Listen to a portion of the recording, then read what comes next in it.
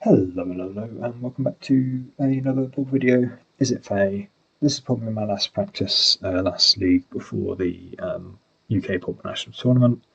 I'm doing something slightly different now, where I'm actually going to record all my intros after I play the league, and because you see on YouTube what people watch and so on. There's a big drop off. So I'm going to try and front load the good bit, and I think the good bit is which matches I would recommend to watch with any given deck. That's how I'm going to do it going forwards. Ultimately, Mono White Heroic Game 3 absolutely punted away. You've got that to look forward to if you want to go and find that. I've then recorded a bit where I've kind of gone back over that and just got really grumpy with myself for playing horribly. Played 2 Red Madness decks. I think they were pretty good. I don't really remember them. I've also played a lot of Red Madness decks. There's a load of them in the league. I've done a load of videos of leagues with this deck, so if you want to watch them, sure.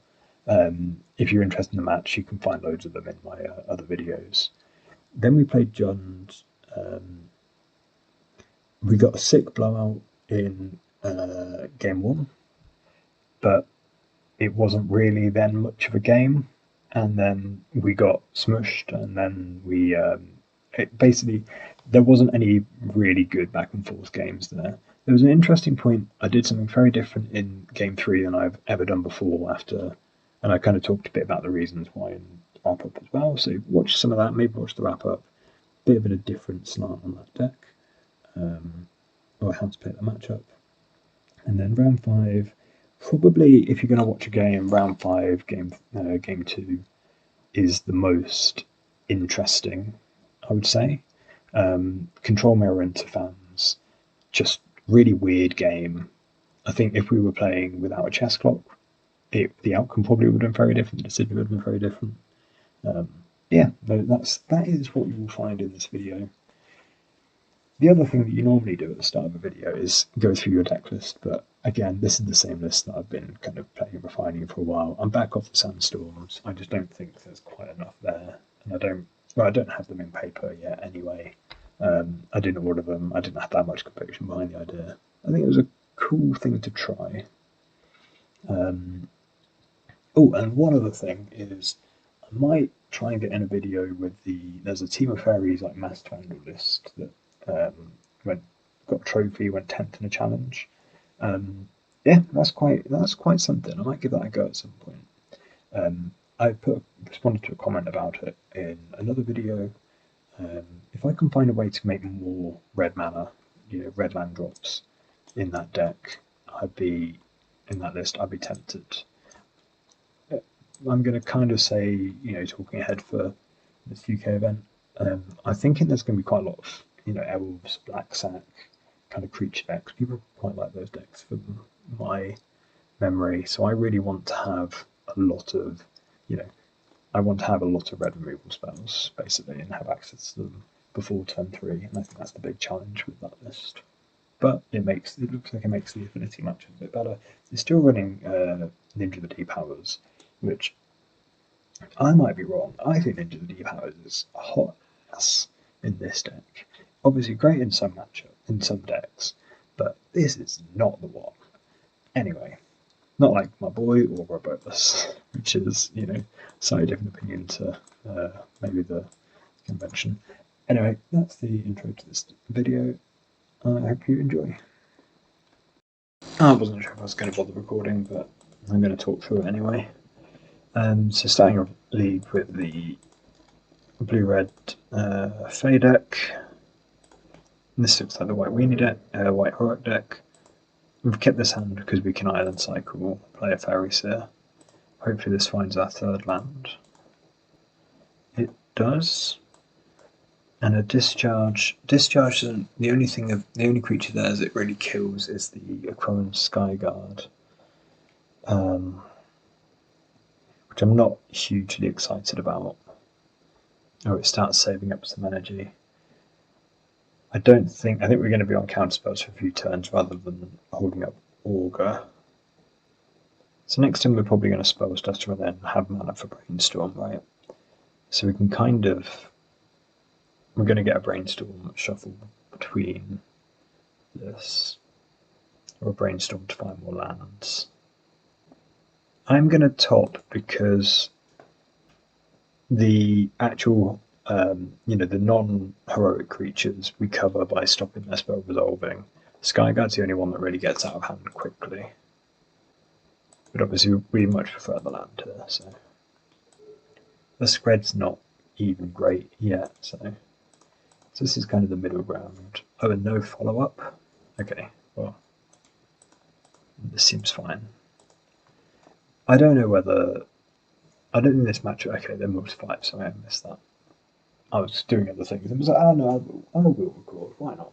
I don't know whether this matchup's not... It feels like it should be awful, but I think I'm 2-0 against it, so not a huge sample size. Feels like opponents keep absolute stinkers against me all the time. So they've not played anything, we still just brainstorm. And basically the question is, can we augur? We are just pretty brainstorm locked. Maybe we just put back, counterspell discharge and then just Moon Circuit Hacker to break the lock. Yeah, I'd rather break the locks than tap out. I would assume they have the instant, some kind of instant rebound thing, so. By attacking, or by an injuring, we will reduce our fairy count, so we might not be able to necessarily counter a 2-drop, but we do have counterspell available. So it's not like we definitely can't. It's just that we would prefer, obviously, to counter it with the fairy, with the sprite. So now we've drawn through the cards that we had. Yep, this is the... I'm not going to auto-yield, but I'm not going to respond to this. Like, a 2-6 is not meaningfully worse or more threatening to me than 0-4 or 2-6 is plenty of time. I'd probably even just discharge, target my guy. This will warrant a sprite, I think. The follow-up, worst cases, land, lifelink, spirit link. But I think we can make enough. I'm hopeful that we can find enough damage to kill through that. They stay home to block. We find a land which is really, really good for us. Let's play the fairies here. So the spread and the discharge would add to 7, but we are short on red pips, red mana sources. I kind of want to top, but then we're a ways off from actually finding that land to unlock this. We Moonsuck Hacker to the top, so we can pick up the sprite. That's a weird choice. Obviously both cards are good, but there's a real limit on how good is. And then we're back into we've got a counterspell, but we only cover their first spell. If they draw a land, they will resolve their second. It gains Vigilance for the turn. This is kind of growing it, very quickly, but I guess the Vigilance means they can attack. This stinks of like a bait spell, but I do kind of need to use my mana. Maybe playing the Fairy Seal was wrong. If anything, that's how I'm kind of leading with this. They don't have a land, then obviously game's much easier. So we draw the Moonsucker Hacker. I'm just gonna hack in. Probably pick up the sprite again because currently we're trading damage per turn. I feel like I played this really badly, which is an odd thing to kind of say. I'm almost thinking that because we've got the 2 counterspells in hand, picking up the Fairy Seal and playing that to find another red source might just be better. But then, currently a sprite is being good enough. Okay, I'm gonna play a bit weird. Again, the idea is that we just want to get to our other red source quicker. Okay, the Moonsucker Hacker makes it a lot easier to do. So let's go top, counterspell, whatever they play. This is 8, but we're going to have 5. So 3 plus 5 is 8. This is currently growing too fast still. Next turn we're picking up a sprite, making a land drop, we'll have 2 mana up. Okay, I'm just continuing down this, but I feel like, oh god. Yeah, okay, so we were never losing this game based on what the opponent's draw is, if that makes sense, but we've not played in a way that meaningfully increases our chance of winning, if that makes sense. We've not actually played around anything at any point in this game. So we're going to have 2 lands. If we pick up the sprite, we'll have 2 lands untapped. So counterspell and the sprite up if required, but obviously we'd rather be fetching to get the other red with this. And we're still just kind of waiting to discharge our guy to make, basically a scrad. Yeah. I feel quite bad for them, I'll be honest. Like, they moved to 5 and just never found a second land. I don't know whether their hand had 2 drops, but how I would have wished that we had played would have been letting this grow a bit more. Because the problem with by keeping it off vigilance, they never attacked because of the hackers. That was the appeal. But, as soon as it became a 6-10 with lifelink, the game's back to kind of trouble. And we by keeping both the scred and the ninja, I guess the ninja cycled through itself, but I don't know.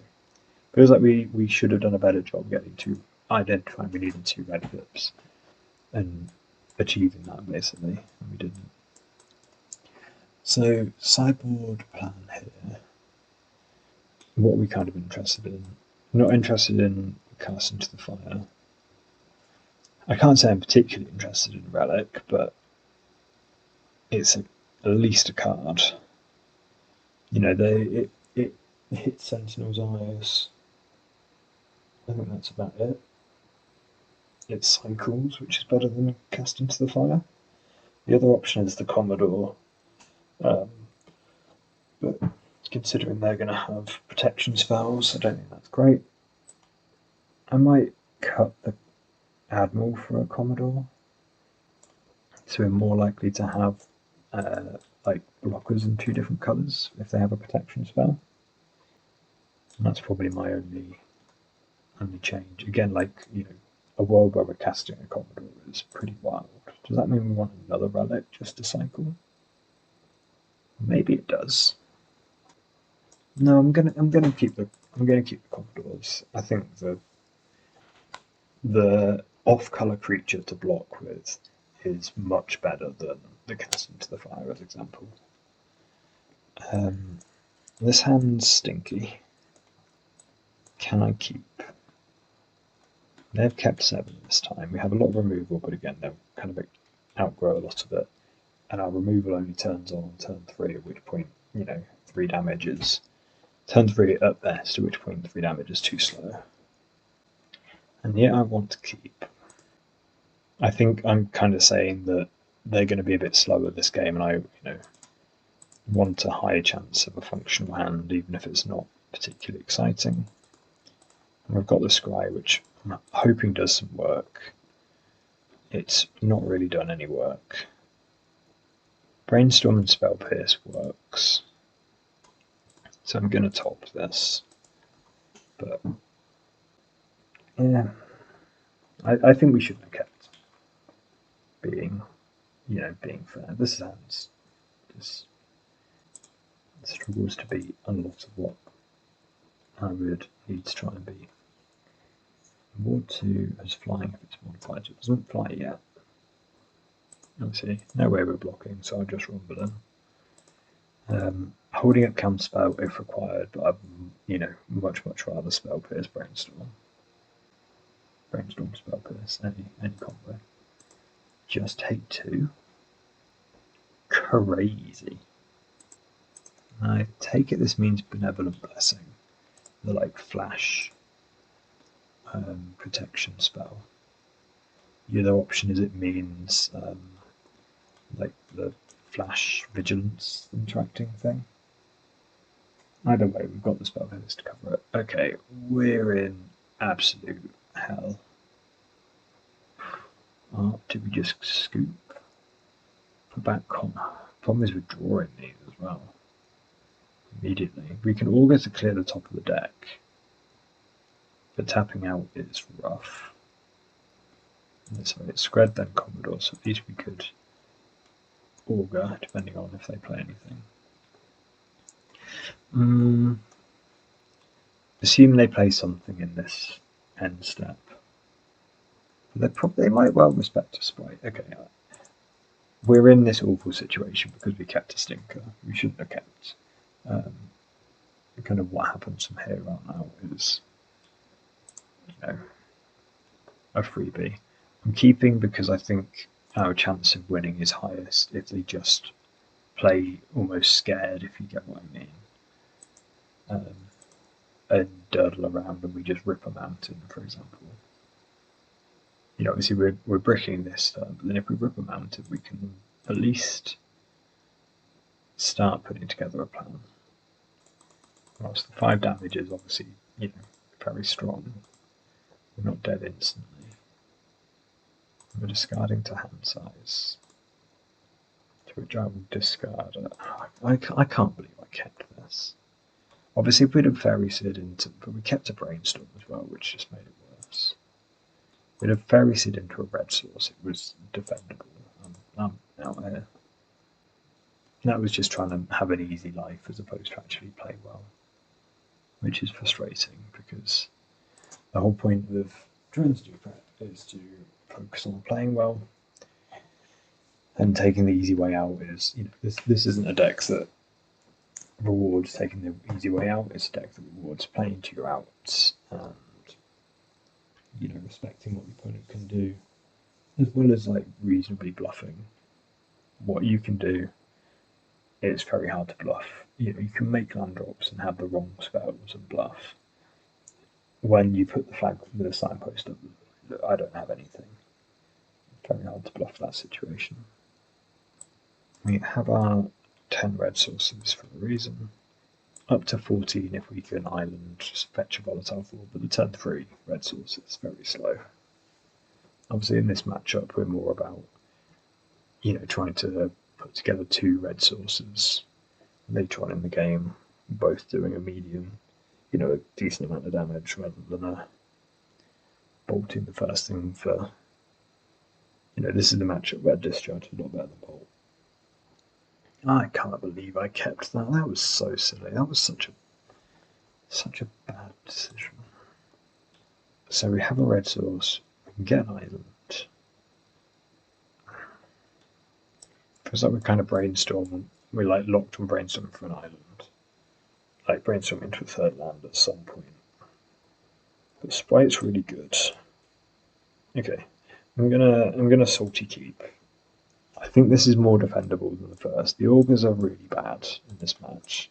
They don't do anything on the ground, and they're too expensive. It's too expensive to tap out and let them know the coast is clear. Any land is amazing. Actually, that's pretty good too. So I want to make them respect the sprite. In the face of this, I think I'm just slamming the brainstorm. You can, sheer footing or whatever here. Solid footing, sure. And you have 2/6, and if it gets vigilance, it's scary. And we find the lands. I think I'm going back hacker. Yeah, I'm not playing anything in my hand other than the sprite next turn. The augur is the only other option that we would play, but ideally now we can sprite something, pay for hacker. I can't believe they're stuck on 1 land again, especially where a 2-drop is so good for them in this particular spot. Again, not necessarily that we're bluffing, but this is the situation where they can't afford to do nothing when actually against our hand that'd be the best choice. We get to pick up, reset our fairy. The opponent who's stuck on one land does not want to see us get fairy, get spells to spike back. And then I'm gonna kind of represent end step brainstorm, counter spell, all that kind of good stuff. It's also the spell pierce that they saw in game. Did they see the spell pierce? I don't think they did. I don't think we ever cast it, did we? We saw it was in our hand. We never cast it. So let's brainstorm. Looking for another red pip, which we don't hit. Scred plus Hacker would be lethal, but obviously if they have a way of blocking Heroic, that stops that in its tracks. I'm looking at like play Fairy Seer, like put back 2 Augurs, play Fairy Seer, put back a Scrying Augur to the bottom. Again, lands, particularly red ones, are good. Spite, again, we're kind of in a very similar situation to where we were. Spite is basically a time walk. We've got enough hackers where if the Spite, like, we have essentially 3 Spites in our hand, we don't need another one. We're going to play a bit better this time. And then, like I said, I'm not going to sign ourselves up to try and scratch. Sure, this grows by 2. And the second one's relevant because it can get Pro Blue and attack, but would it attack into us triggering a ninja? Not sure that it would. Every time I played against this deck, it feels like opponents have been so lucky. So if they have 2 1-drops, they can get 1 through. Sentinel's Eyes. Okay, so Sentinel's Eyes, and they've got the escape. So this does make it a meaningful attacker. If I do spite it, they can just escape it. If I don't, yeah, but sorry, I've never spited this. Part of it is that they could just escape it. The other part is that, I'm more worried about lifelink type things. I think like this on its own isn't enough. Obviously now they know that we know, so they're probably not going to play another 1-mana spell into this. But we get to still move our ball forward with Moonsucker Hacker attacks. It's got Vigilance, I'm being an idiot. Fairy Serum, Moonsucker Hacker. Don't know what they're thinking about. Whoa! Just for the racing? That's crazy to me. I guess again, we know that we've just got hackers to chump for days. Oh, it's Pro Blue this turn. Oh, yeah, but it's not necessarily Pro Blue next turn. Okay, I see it. I see the vision. I like it a bit more. What do we do on our end? I think we pick up the Spite with the hacker before we play our land, because again, if we find an untapped red source, that's a big game. So we're picking up Spite because we need to counterspell to cover our hand at the minute. Yes, we like to draw a card for free. Play the relic. And then obviously we have to protect our hacker. We'll stop them having Pro Blue. 2 Pro Blue effects is obviously going to be enough. So we just cycle this. We have to be good and not fire off the Lorien for a forward straight away. So I really want to make my volatile forward. And then I think I can play an Augur to have another blocker. But the Augur doesn't really matter. But again, it's kind of one of these situations. We have the mana, we have to do it. We have to use it. If we just sit back and if they've got 2 Benevolent Blessings, they're going. Yeah, would be nice to hit, but I don't think we're like set on the plan. The Fairy Seer should have attacked. There's only 1 damage, but 1 damage, does add up. And they're going to get 99% of whatever they cast here. So they need kind of 2 protection spells in one go. They have the first one, we have to counter. If they have the second, they are victorious. It seems like they do, otherwise you try to play any other bait spell. No, they have the lifelink now. Okay, so the game, the long, slow game continues. I'll throw an orb at this. They are going to rebuild. So we need to pick up our sprite so that we have counterspell covered again. Again, I should attack with the Fairy Seer, but with the lifelink, obviously, we're a ways away from that counting. Not counting, but being lethal. Snow-covered mountain, scratch. Another, as you say, another time walk. Crazy that you didn't bait with Spirit Link. If they had 2 protection spells, they'd have played them both. I'm not worried about any Spirit Links. What, I'm worried about like an Ethereal Armor? Basically, I'm trying to work out whether I can afford to play the Augur Bolus or not. Or whether we need to keep up 2 sprites. Because then all go into a Scred or something, or a Loring Revealed. It's very useful. This is 9 damage. This is 12. And Augur blocks, and then like they have to be aware. I don't know whether I would throw everything at. Okay, I'm going to play the Augur. It's kind of a very similar situation to the last turn, where I think we have to keep making, keep spending our mana, keep trying to pull ahead. There's no world where we are like triple blocking to hope that we get there though. So this grows. We're kind of looking for a third red interaction spell. Again, can't interact with this because I don't want to tap out. They're gaining 1 million, but we're just feeding them. Again, we're kind of, basically playing a load of time walks with the Augurs. As long as we don't give them time to rebuild, but it's going to be hard for them to resolve a second creature. So we can lure in for another Volatile Forge. I don't think we know anything about scrying. I know we augured them. We've put 5 cards to the bottom of the augur. So I should augur first, is what I'm saying. Another scratch. Do we get the Volatile Forward now?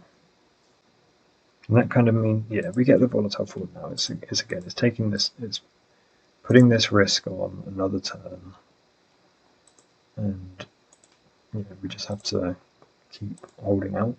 That's two protection spells away, which, because of the Mask of Law and Grace turn, we know they didn't have. So this is 17 damage. And now we just have to, and then we just have to attack for, what's that, 56? I just don't think they're going to have time to rebuild this. This rebuilds so slowly that I think we'll find another creature before that matters. Another removal spell, before that matters. And again, if I just spew some mana on it and get blown out by something, I'm going to be so sad. So I'm not worried about what they do with 2 mana.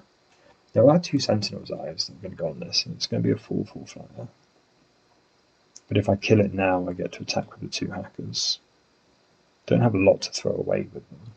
I should have probably counted this. Now I'm looking at some weird, funky, no attacks, keep the status quo a minute longer, because I'm 14-17, so I'm not going to risk too much of. I don't want them to move the Sentinel's Eyes straight away, basically, on that turn. And we've got at least the first 2 damage covered with our spreads and stuff. So we have to react to the Hyena Umbra. We could counter the Hyena Umbra. What, if they just have 2 instants in hand? This just doesn't work? No, it still does, because this is 17, and yeah, there can be 2 heroic triggers. And then I'll sprite the first Sentinel's Eyes, probably not the second one. Obviously with 2 counterspells behind now, I kind of feel okay, and I'm very glad this sprite isn't on that guy. So we'll counter with a sprite. Worst case, I could gut shot, we still cover. The other worst case is that we just misclick Galvanic Discharge. So we want to do 2 damage to this, because 14 plus 2 is 16. So now we can counter the first Sentinel's Eyes this turn, still get an attack with the Moonsucker Hackers. Now actually we've got 2 counterspells up next turn as well, so because again this thing because it doesn't have heroic, it's really hard to grow. Obviously we've got so much mana at the minute. Hi, sending in the gang, maybe I'll hold back a Fairy Seer. There's a chump blocker extraordinaire. Basically the only thing I'm keeping is a removal spell. Or maybe a Lorien Revealed. I'll probably keep a Lorien Revealed. So with 3 counterspells back, I think I'm just going to start spriting. Oh, this one's from hand. Wait, it's not from exile. Oh no, it was from exile. Because the Hate number's gone. Oh no, it was from hand. Confusing. So this is going to make it a 3/3 Vigilance. I guess I just beat that. 4/4 Vigilance. 4/4 Vigilance is the breakpoint where a discharge doesn't kill it. It's already. No, I should have. No, what have I done? Okay, I'm really happy they've left up 1 mana, knowing that we have a counterspell, because it's like might well be a protection thing. So the breakpoint of 3 toughness is huge because of the Moonsucker Hackers. I'm going to chump attack a Moonsucker Hacker in. Obviously, I'm keeping back the sprite or a blocker still. Not thrilled. So the eyes are kind of. They're running out of eyes. I don't think they have an instant speed pump spell, so I'm going to go to 1. And I'm going to let this resolve. We're just going to have to leave back some chompers. Let's augur first. Big brick. Attack like this so that we can pick up a sprite. I think this is. Yeah, I think this is the right block for them, especially when we have the hacker. We are at risk of not finishing up the game in time. But in Lorien Revealed, we trust. Lorien reveals many things. I'm not going to overthink it. I'm going to counterspell this. And then I'm going to chump and block. The Sentinel's Eyes this, so I'm double chumping. But I'm going to let this happen because I can still beat the first protection spell. We've got another turn of chumps next turn. Although our damage output from creatures has fallen off a cliff. So dealing 42 is going to be interesting. Let's draw 3. Those are some big whiffs. Keeping up counterspell to respect protection. And obviously we've got the 2 Fairy Seers for the next turn and a Brainstorm that we can hopefully set up. I thought things were really bad, and then I thought they were okay, and now it's gone right downhill again. So let's Fairy Seer first, because we do need to hit something good. And then I'm going to keep the second Fairy Seer to scry things away that I don't want, like these lands. Just taking a ticket straight to the bottom of the deck. And I'm going to put back these 2. I'm passing back and I don't really know why. I think I'd just rather have to, if I need to use a removal spell, I'd rather do it in their end step. And I need to pay for ward, that's why. This guy's got a huge ass, that's fine. I'm really not comfortable with how I'm playing this. Just throwing away every creature, I'm just not going to have time to kill them. I'm going to make the monarch and it's just going to nail me. It's a disaster. So I can bolt and pay for ward. Okay, I'm just going to take a risk and do that. If they have a protection spell, it might not be the end of the world. We're drawing a counter spell, so it really is actually an absolute nightmare. Are we drawing a counter spell? We're just dead. I know we're just dead to a protection spell because we can't kill both flying creatures anymore. What have I done here? It's a counter spell and then a fairy sim, right? Oh, if I'd have put them the other way around, I'd have been fine. Not fine. I've had an absolute shocker. The deck's not like the draws haven't helped me. I could have had, I kind of had 3 removal spells, and then you can basically see how many cards I went through to find another one. If I'd found one earlier, I'd have been fine. But I have played that an absolute travesty. Talk about find a way to lose. Yeah, there's the fairy seer. So I could have just played that, scribed the counterspell probably to the bottom of this point, kept the discharge, which kills either of their guys still. Jesus Christ. Okay, so I've done this once before, but I'm going to go again and basically try and break down how we lost from this position. And last time I finished the video, and this time I'm just doing it straight out after the second Red Madness game, because I'm a bit salty. Not salty. I'm in disbelief. As the rest of the league goes well, it's more and more punishing to have punted away a game. So I've come a bit too far back, really. Let's move on. And I'm not on my edited video now either. So here, if we counter and they have we don't think they've got a benevolent blessing, because a few turns ago when they Matzlili or Grace, the best they could do a Spirit Link.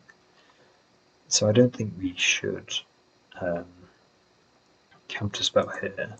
However, I think there's a strong case to be made that playing this Augur or this Lorin. Why do we Lorin? Okay, we Lorin to make a land, but we had to get a blue-red. I think we shouldn't have played the Augur here. No, the Augur had to find a red. Okay, no, the Augur had to find the other burn spell, removal spell. So we had to play the Augur, and then we had to play the Lorin. So we had to be in this situation. From this situation, we can't counter this because of Benevolent Blessing, just winning the game. So far, so good. Now what do we do? So we go to their turn, and then we get an extra card out of them and everything to kill this Trailblazer. So I like that. So the problem is that they're putting these 2 Sentinels with eyes in the graveyard. I don't think this is a deck building issue, if you know what I mean. I don't think the issue is that we don't have, because we've got 2 Radix in our deck anyway, which is plenty, I think, for this matchup. Admittedly, 1 would be good here, but that's kind of neither here nor there. So they think about it for a while. They play their blessing. We have to sprite, so we do. And now they've got 1 card in hand, and we have 3 counterspells, and we're going to go on to lose this game. This makes no sense. I don't know how we lose from here. So they try and buff their guy, and we get to counterspell it. And we counterspell it because the Moonsucker Hacker Breakpoint. Currently, they can attack him through their what's it called? Wonderweed guy, Aerialist. So I agree with this counterspell. So we've seen 1 card. Let's keep score. 1 card looking for any removal spell. And we loot away 2 lands. that's 3 cards. This is a breakdown mixed in with a bit of salt, as you can tell. They play a Sentinel's Eyes, and we snap spells into this. The choice is, so they play Sentinel's Eyes. I was a bit confused as to whether this was from hand or from the graveyard, but it was from the hand. Our options here are, we either say you can have the Sentinel's Eyes, and you can basically have any number because they almost don't matter. We can just jump in the air for a while, and we're going to counter something that matters. We've got 1, 2, 3, 4, and some 5 turns, and we need to draw one of 2 Screds or 2 Screds or 2 of 3 discharges in 30 cards. So I don't hate that as a plan. Just say we'll draw out of it. But this gives vigilance, and so, yeah. Or the other option is that we don't let them have any Sentinel's Eyes, because we know that they only had 1 card in hand at the end of last turn. And instead, we snap the first one, so we don't think about it. And they play another, and we panic because we're like, oh, there's a lot of Sentinel's Eyes in this graveyard. We let this one resolve. Again, just kind of a bit. I'm on relatively low time, but we do have enough time to think about it. We kind of made that choice. I'm going to say we made that choice too soon, especially considering if we countered the turn and then we countered this one. What is that? What is that? Why are we ever countering this one? There's no way it matters. 4 toughness is fine. It still dies to Galv Blast. I guess it kills us a turn earlier.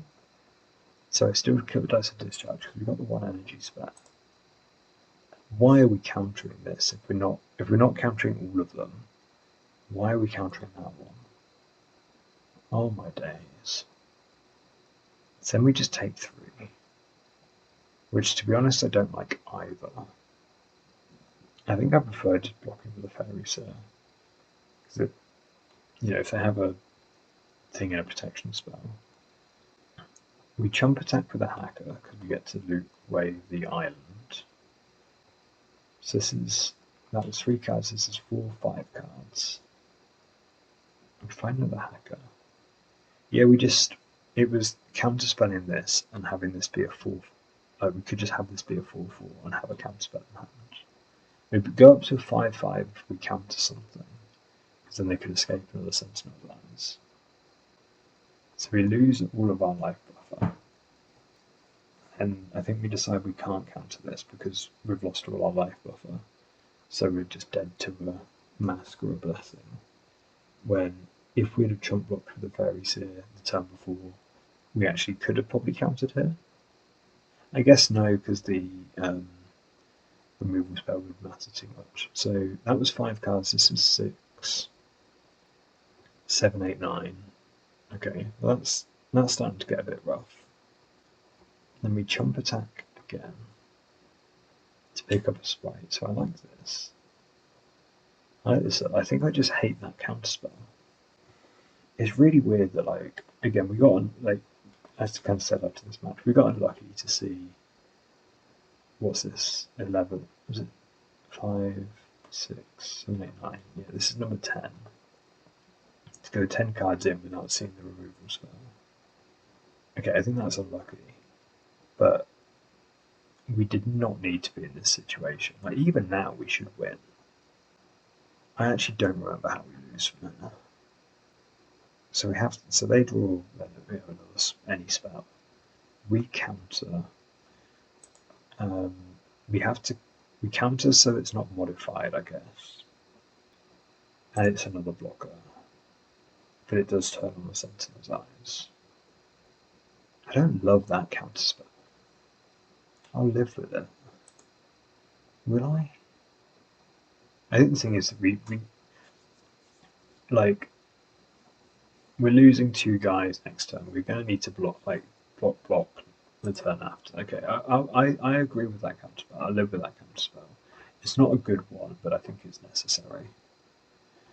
Now they modify again. I agree not countering now is fine. Can feel a lot more comfortable if we had a backup to this one to try and beat their other draw. You know, it's not necessarily leaving them both up at the same time. Now I think we draw 3, and we do find a removal spell. We can't Fairy Seer first, because we brick on a land. Okay, no, so we're now up to 14 cards, looking for 5 outs.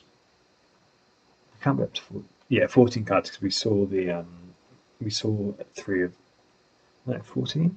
How's that right? We saw 3 and then put them back with, what's it called? Augur. It's a high number, it's above 10.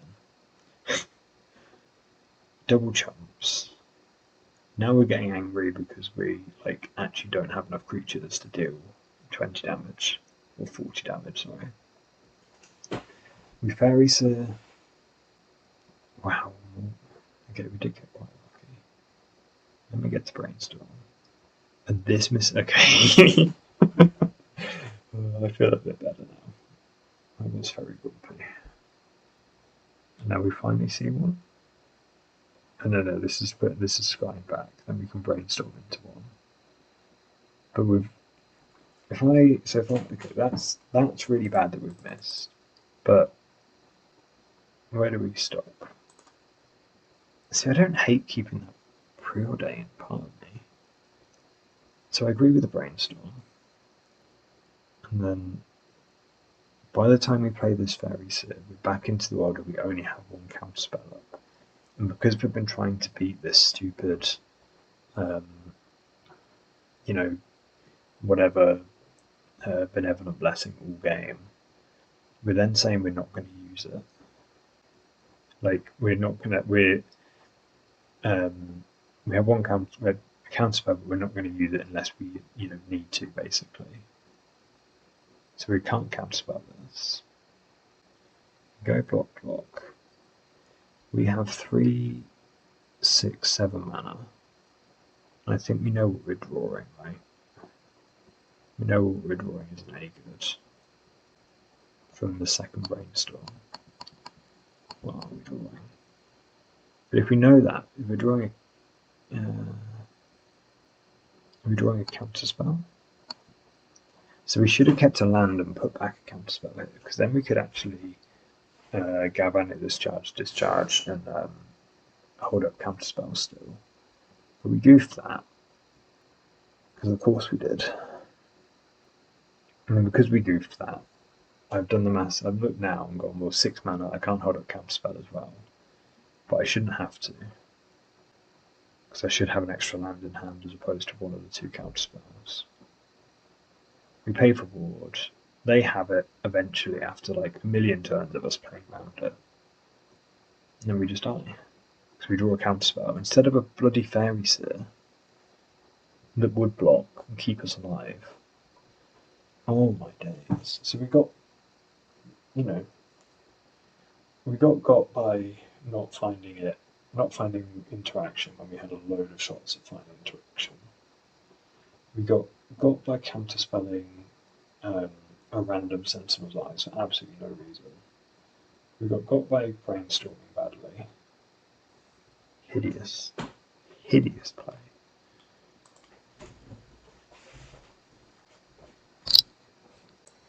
Okay, I'm back and I'm grumpy, but I'm going to keep. I'm going to say this is a weird one. I've got the Screds. I've got 2 Screds. I'm going to use them quite liberally. So I'm actually going to fetch a mountain first. And then Preordain needs to find a 3rd hand. There's enough matchup. Again, I really like having more red sources. Yeah. I mean, I probably will Scred it, but not the best Scred target you've ever seen, but still, it gains a life. If this is the Pinger Burn version, then they're not going to have that many creatures that we need to remove. We do find another land and another removal spell. I'm going to bottom removal spell, kind of as talked about. I think there's more Pinger Burn than there is Rally. We have this covered. and we're probably dropping. It's actually a tough choice. To be honest, it's a tough choice 3 ways. Augur or Counterspell or Relic. Because the problem with holding up Counterspell is it's very obvious you're holding up Counterspell. The problem with tapping out is it's just grab the prize mania over there. So I guess that means that Relic. Let's definitely play the land first. I guess that means that Relic is the answer. By process of elimination. I don't want to see a gutter snipe, that's for sure. That Lauren just solves so many problems for what we do this turn. So we can island cycle for another basic. Play the Fairy Seer. Probably looking for another removal spell now is pretty good. The counterspell is not bad. I can even top and all into the counterspell, which is, not the least greedy option. I love making my land drops though. By getting this far in and making a couple of land drops, you set up for being able to drop Lauren Revealed as a just absolute hammer. If they're not, pointing damage at our face, let's do this sensibly so we can at least, we might take a burn spell over a counter spell, probably not. So we've not seen any grab the prizes, any highway robberies. We can have an epic kill for sure. Sprite is nicely covered by the Lava Dart in their graveyard, so we'd have to crack first. I don't feel great about the situation, but I'll take this. The way I see it is we can take, another basically 3 turns of attacks by this, but before it earns buys back the lava, the lightning bolt damage, and that's ignoring any pinger extra damage. So that's got us wanting to get in a fight, use some mana. Ideally, what's the word? We can relic. If they spend some mana, we can relic away the lava dart, play the Sprite. There'll be sunshine and roses. Is it time for an Admiral?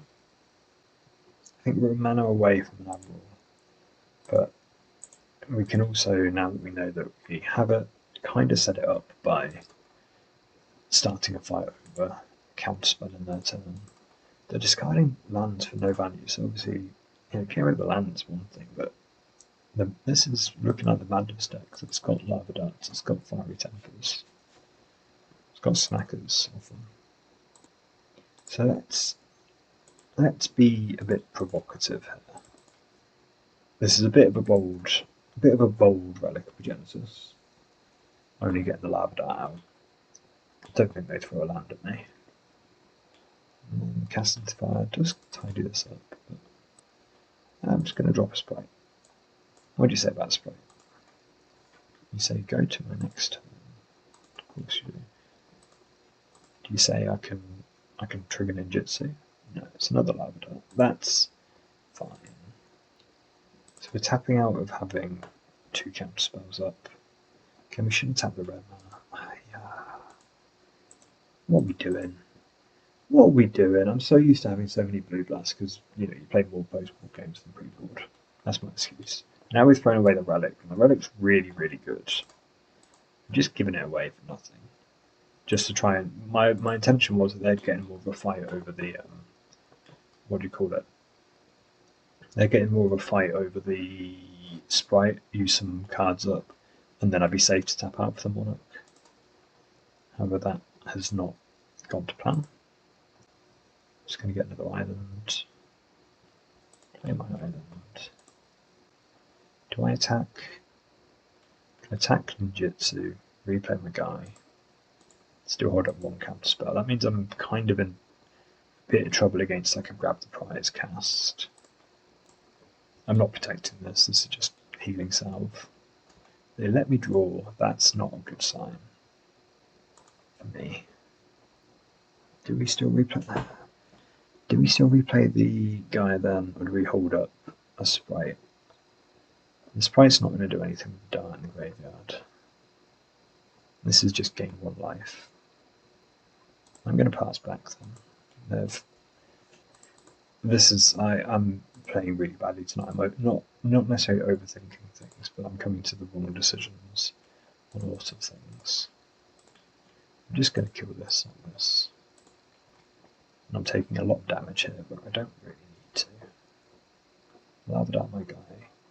That's okay. It would be better if I still had that stupid relic in my deck that I just threw away.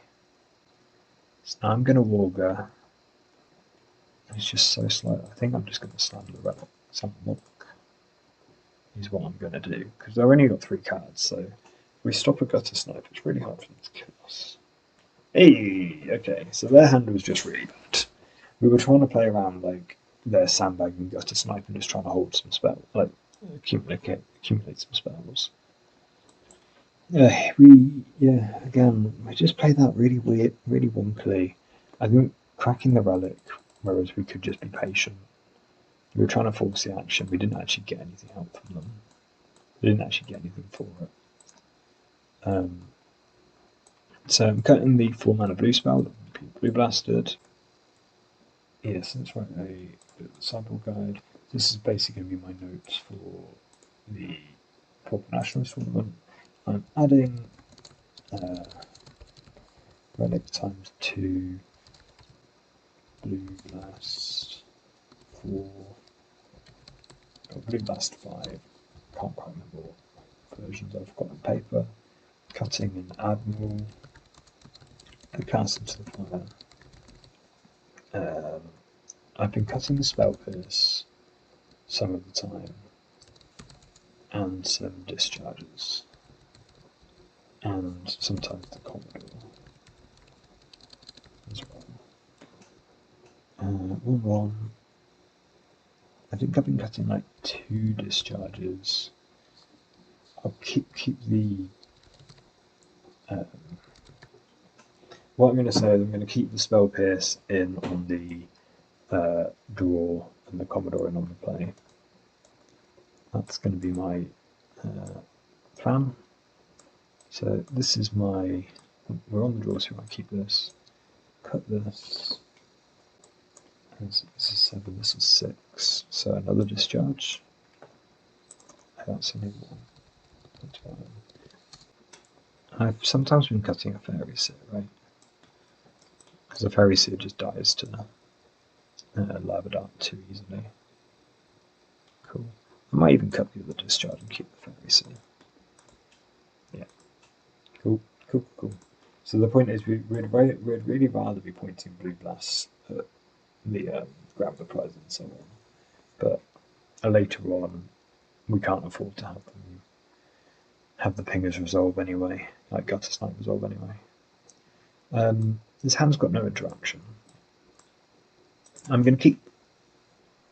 I think they're going to slow down a bit. Interesting draw. If I play this and hold up Relic on turn 3, and grab the prize, discard a Snacker, just live the dream. I think I'm Relic and cycling a Lorien. Obviously we can represent the blue blast as Spell Pierce type thing, but then we can also scrub this down at some point. Cool. Just get an island. So we have to fetch this turn in order to scred the Flame Breather. But I don't think we can have that sit in play. That's asking for trouble. Or is it more likely to do 2 damage this turn than Snacker does? If I just get rid of the Snacker. I'm going to be crazy. I'm going to grab to your Snacker instead, which means I didn't actually need to fetch. It's not the end of the world that I did. So this is the first damage. And then I'm just going to Island Cycle. Find me another blue source. Play me a blue source. Let's scrub this guy now. If you want to cast some spells, you can knock yourself out. I have no response.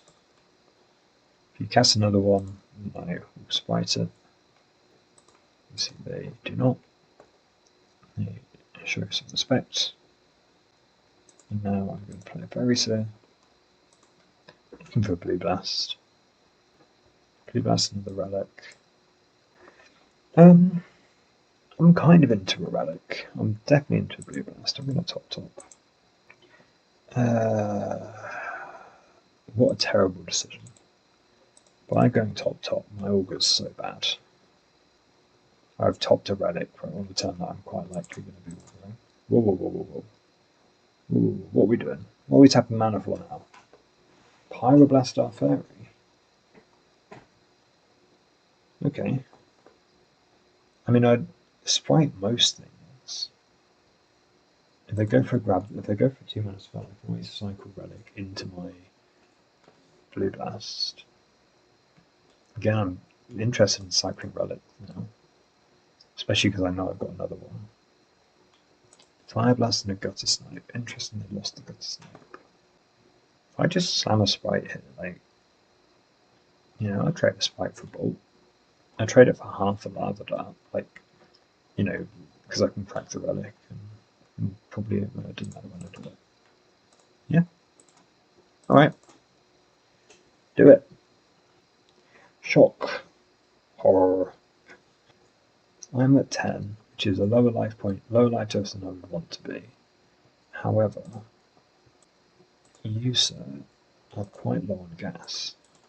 Let's do this off the blue. Draw the other Relic.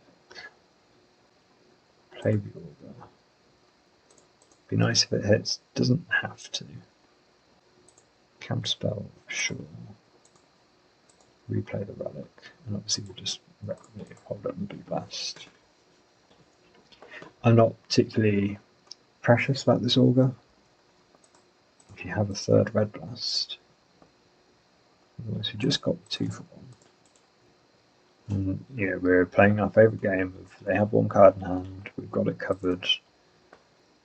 What would that card be? Let's just fetch another mountain. Another island. We don't need mountains. Where are we going? Play the Fairy Seer. Would I take an Augur into a squared? I think I would.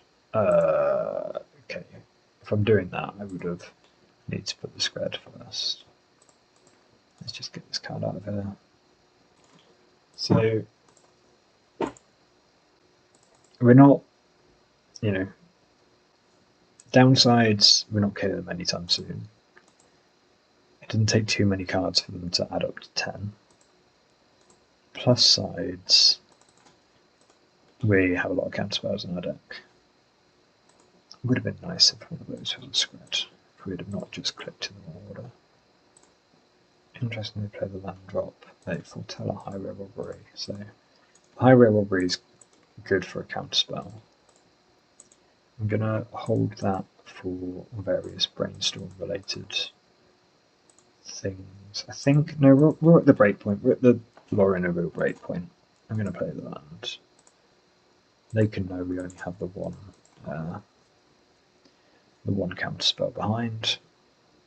This is the point where the spell pierce starts absolutely sucking. I think I'm counterspelling this. They're sacking a land for it rather than discarding by the looks of things, but I just draw 2. The average damage of their deck I think is higher than I would like it to be. Ninja's a great draw. Lorien's okay, Brainstorm's great, Mountain sucks. We do have free spin the Relic if required. And we did put, I can't remember quite what it was a sprite. There was some, okay, but we're definitely cracking the Relic to this. Not great. Obviously, lots of ways we're dead still.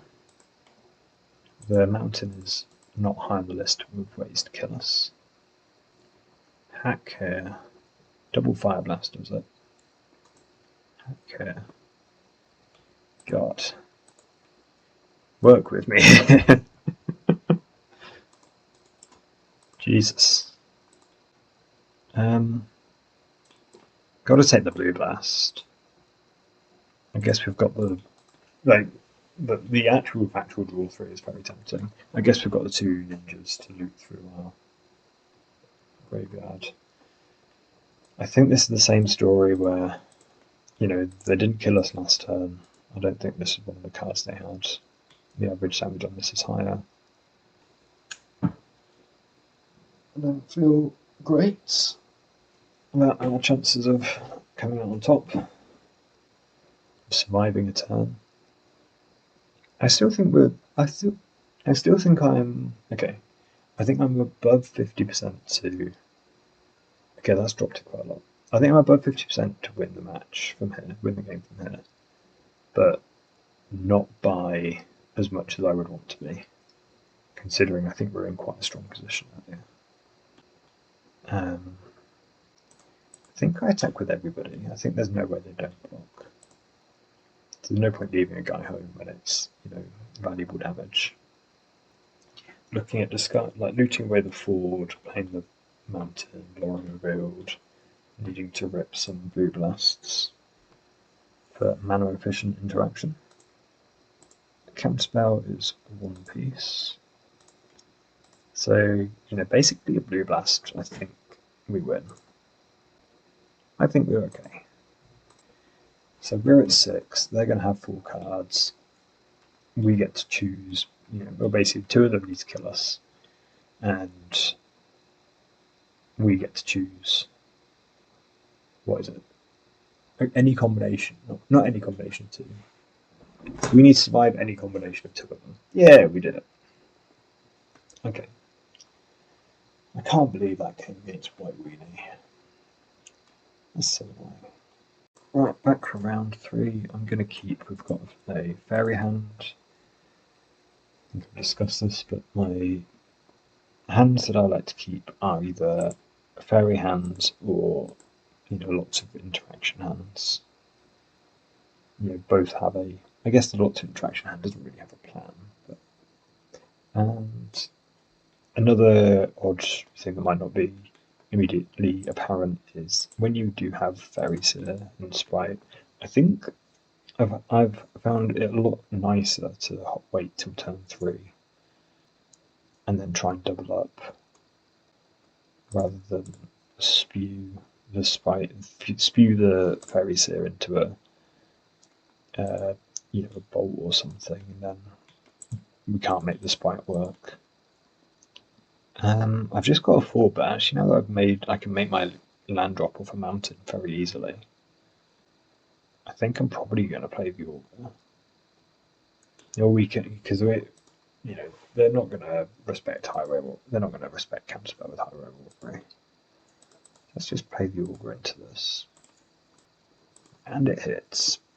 Hits in the blind. They get some grab the prize value. Don't lava dart, and obviously now the robbery can't pitch a snacker, for example. But yeah, correct play value, take the opportunity to resolve the grab the prize. Is it absolutely crazy to just Augur again? I think it's pretty crazy. I don't think we need to. I think we're just playing a Fairy Seer. This stupid volatile forward. Gonna go bottom top. I could go top, put the land on top. Alright. So the point is, they've got a lava dart in the graveyard, but the Seer covers a 1 mana spell with the Sprite. Seer plus Sprite covers a 1 mana spell without the dart. We can brainstorm into the removal if we need it, which it looks like we're going to need it. So brainstorm now. It's not great, we're still taking like 5. Put back probably Lorien Volatile Forward. No, Volatile Forward then Lorien. I keep trying to do it in the order that I want to draw them, but obviously that's the opposite order that I need to do it in. Obviously this wasn't the removal spell that I put on top, but it's as good as. It's just easier to click than discharge. Spread bolt is the standard, so the fact that we're on discharge means that it's information we don't necessarily have to reveal straight away. Let's see what kind of a blasting we take. Yeah, okay, they take the value of killing this. You get their robbery. So it's not a great, it's not a great interaction. They still got 4 damage off the gutter snack, and the snacker's really annoying. Okay, that's not great. We're drawing a Lorien. Then we've got a tap land on top. Kind of looking at discharge, just throw a sprite at something, and then be trying to. No, I don't see how. I don't think we're winning this now. The snacker's the real problem. Oh, wow, you don't have a draw 2, do you? No way, that's what this is. Oh, I had to grab the prize into counterspell mana, and it works. Okay, when we get this, does yeah, because there's not a love down here. It does mean they're clearly not worried about. Well, they were clearly trying to counter 7. And do we do this or do we Lorien? I think we need to Lorien. I think we need to Augur as well next turn. Or Ninja. Those are both pretty good. Or Sprite. I guess Ninja sucks because it doesn't actually counter a lot of what we need to counter. So it would have to be Sprite over Ninja. Oh dear. Another Gutter Snipe? I'm not being that. Because the Chain Lightning last turn is definitely I've got a Fire Blast. And I'm willing to use it. So we can counter this. But I'm pretty sure we just get a Fire Blast and die. Obviously the Sprite doesn't stop the Fire Blast. So. Well, any bolt kills us as well, which is unfortunate. I probably shouldn't have countered, but I don't believe it matters. I'm pretty confident they have the Fire Blast. You don't Chain Lightning me in the end step there. Oh, sorry, in your second main phase there, without a way to make up the damage if you have a Gutter Snipe in hand. Maybe you draw a Gutter Snipe, who knows. So let's go back to the old Cyborg plan. Can we remember what it was, team? I think it was D7 for D7. Was there a spell? Was there a fairy seal? Maybe that was. And then on the draw we'll keep. Oh no, that's the wrong way around. On the draw we'll cut the spell pierce and keep the commodores. We'll be keeping one of these. And what are we doing with it? I'll probably lead on the preordain because I do really need to find a second land. Sorry, a third land.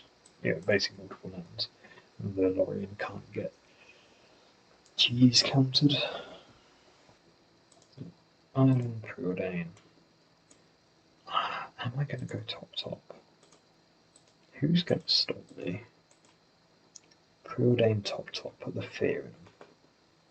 Looking at like landscape, play relic, giving some stuff to think about. How they want to sequence out. Presumably they're getting some value off this discard. But they also want to resolve 2 drops into Blue Blast. Lavadat Snacker. Calm down over there. I don't know how you'd ever play this matchup without Relic. Well, I guess you don't. I don't have many game 1, but still. I have occasionally won game 1s, but. So we let this resolve. I'm super confused. This is the best relic of all time. You have to discard 2 cards that they don't want to go to the don't want to go to the graveyard. If that makes sense. It's a bit tight that next turn we only have 1 blue pip again, 1 blue mana again. We could Lorien build off this to make a second. Then Brainstorm as well. Okay, I like that. I prefer that. Let's just make sure that we are not yielded, because I agree with you. If this looting, gets all you want, that'd be really tough to beat. So let's make sure we stop that. 5 last Gutter Snipe for sure. They are 2 very scary cards, but obviously kind of what they want later on. So could brainstorm now, but I don't see the point in that really. So if we play the island, we can. I'm back to not really liking this. If we play the island, we can sprite, or we can landscape and hold and get a red mana. Because currently we're on we're back to being multiple turns away from actually having a spread. I guess we have only 4 in the deck now, whereas we had like 8 before. I'm gonna blue blast. Don't necessarily think I'm winning the blast fight. But again, we've got this brainstorm, which could find another one. I don't think I'm shuffling, I think I'm just holding up 2 sprites. Or a sprite and a counterspell. It is tough though, because shuffling away 2 lands is really tempting. And I've only got 3 mana, which is only 1 spell, and no 1 spell does anything. I guess if I've only got 1 spell, it could be a forward. Then we know. But then they know we've only got 1 spell. And knowing is half the battle. I really don't like this now that I've done it. I did it when I clicked the second brainstorm card, but not what I wanted to see. Again, 3 cards, 3 counterspells, basically 4 counterspells. There's definitely ways this goes right for us. I don't hate playing a sprite and just having it be bolted. You force them to do something in their end step. Because they can't really go to my turn and let me untap with it. Like, this makes the second sprite really good. Yeah, bolt this, I think is great. Turn it into a healing cell, amazing. If it was Lava Dart, that would have been an issue. So we're blind augering, and we hit. Are we going to brainstorm now to find a, blue blast or a red or a bolt? They weren't in a hurry to cast a spell last turn, so let's expect that continues. And again, 3 cards in hand could easily hide a blue blast in amongst them. Or multiple blue blasts in amongst them. So we can blue blast this and then trigger Augur. So I want a ninja. If I blue blast this now and they kill my guy, it kind of sucks. I'm kind of treading in between the line. I'm going to blue blast it in their turn so that they can't kill our Augur, and then just Moon Circuit Hacker, but not replay the Augur. Yeah, I agree. So what were we saying? We were saying I did it the wrong way around. No, yeah, I did it the wrong way around. You were supposed to be a Commodore this map. That's so funny to me. You were supposed to be a Commodore, but oh well. I'm still salty about this stupid mono white heroic deck. Oh man, this hand sucks. It's so easy to lose by just never drawing out, or not being able to find another island. Or all of their grab the prize snacker hands immediately. They're tough to beat. Island, great draw. Come on, island. Come on, snow-covered island. Actual island, terrible. Deck registration error, gate loss. What are you thinking in your second main phase for this one, huh? What are you waiting for? What are you playing at? This is definitely the last game of the evening. I don't know if you can tell by the frantic and very off-target, just chatting shit. But Snow Island. I was manifesting so hard. I don't know if we've got much of a choice, but having a colourless spell we can actually spend mana on next turn is... actually being able to spend our second mana next turn is pretty good. So I'll take a relic. No, grab the prize snackers. What do we say? It seems really laggy. Grab the prize mountain. Okay. You got out. So, kind of buying us time to find a... that's another... I rate looting really highly for my opponents, like for the red deck side of this match. Okay, that makes more sense. But I could see cracking a relic to try and find my blue source. But equally, considering we need our hand to do something, if the opponent thinks, okay, no, that's yeah, this is tricky. My opponent taps out for looting, and I can just go like play Fairy Seer, hold up Sprite. I'm kind of cooking. Can we play Fairy Seer on this board? Again, if they dart it, I'll happily include the other half of Lava Dye in my relic. But if they spend 3 mana on this now, on their looting now, this is like, you know, Red Blast only level Sprite. The Volatile Force is very slow. The Sprite's very good. The island's very good. If this was an island, I'd snap keep it. I'm going to go top. And considering we know the order, we might well be having to crack the relic to make that work. I just think that if we didn't find another land and keeping that volatile forward, we could get ourselves in quite a bind. Like, you know, playing an Augur from 5 mana and still being able to counterspell blast, all those types of good things. Very good. If you are stuck on like 3 or 4 mana when you're Auguring, you're in a lot of trouble, I think. In me opinion. Don't see anything that we're ever doing in our, like, I don't see anything that we're counterspelling or anything in this in my end step, so just take 3. Again, that's an interesting way of playing it. So this is kind of what we talked about, where we're going to stop them getting any value from the other end of this Vexus looting, and then hopefully we're just going to untap and have another Fairy Seer and a Swine Play. They have discarded Dart. Okay. Yeah, I'm committing. I think we'll dart our guy. I don't think you discard a dart here if you're not willing to dart. I guess you do still. The dart's really good in this matchup. But I think I Spell Pierce back. It let us have it. I'm going to go top. Because we've got 6 mana, so we're like Lorien Build into Scred is online. Sorry, 5 mana. It's where I feel like the bolting us really hurts them. Bolting us earlier.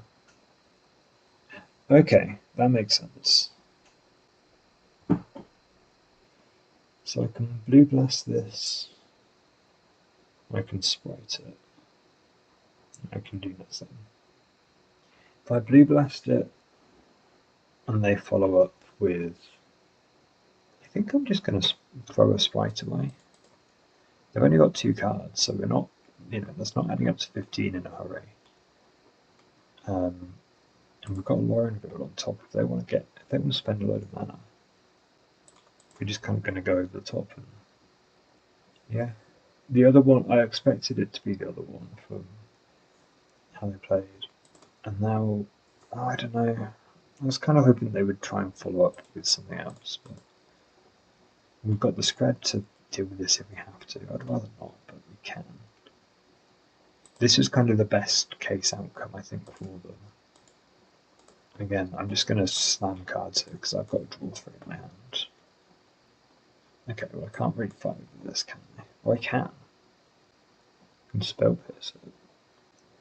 Spell Piercing it seems very aggressive. Not very aggressive. Seems quite aggressive.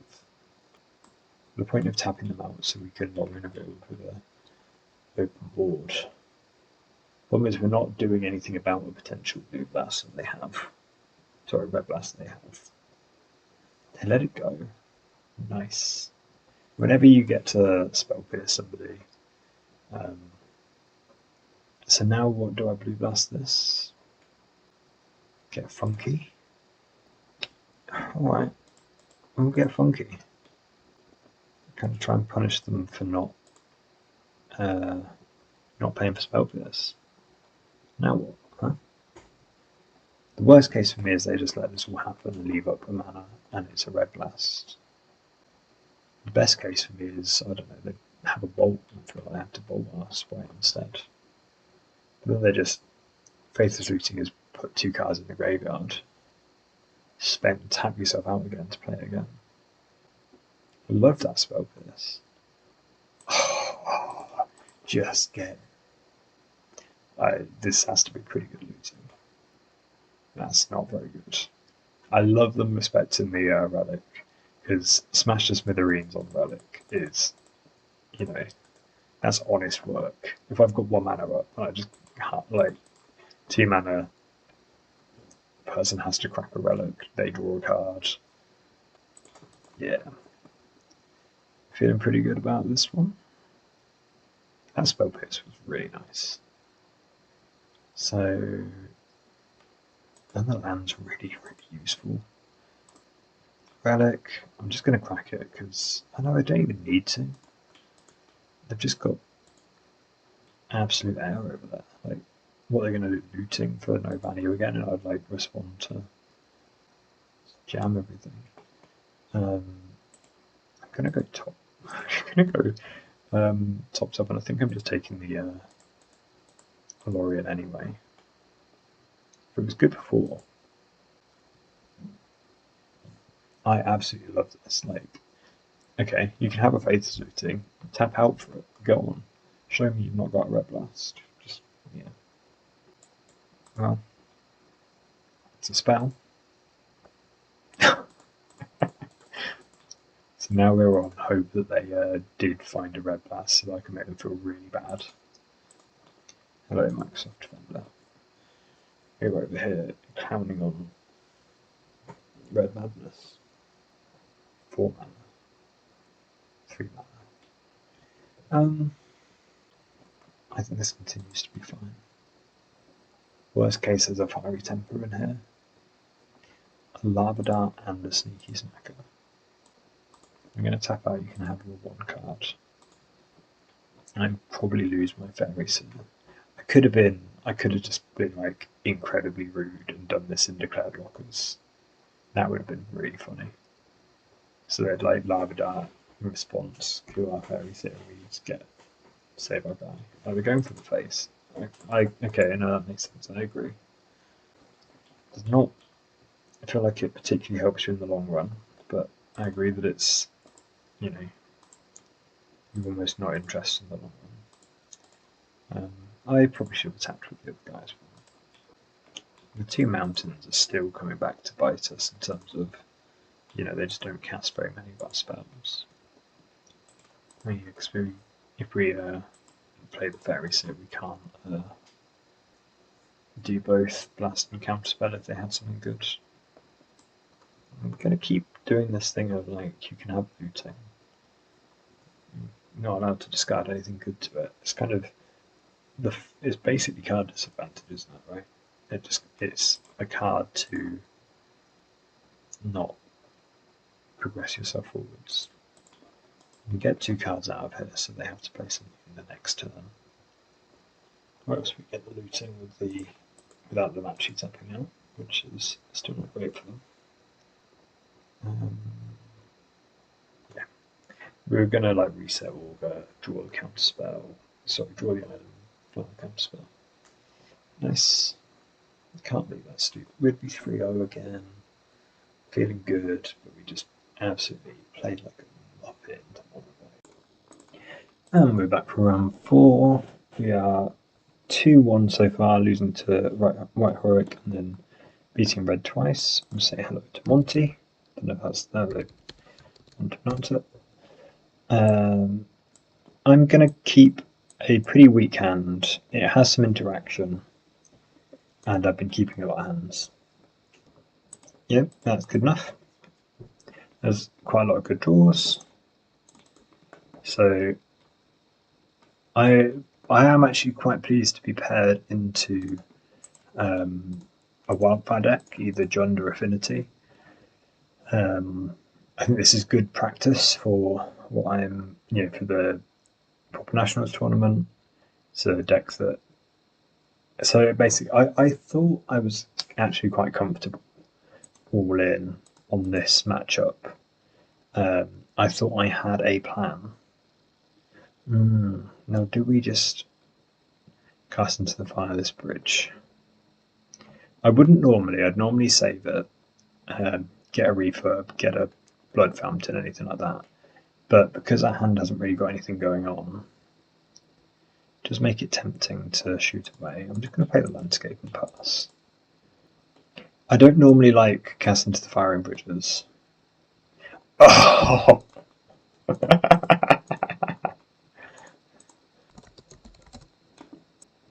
I don't know if this is better or worse, but. And then we played this, so we had the brainstorm. So obviously I was kind of tempted to, but that's not even a choice. You're contractually obliged to cast into the fire then. Let's put back Discharge and a Mountain. We'll play the Island.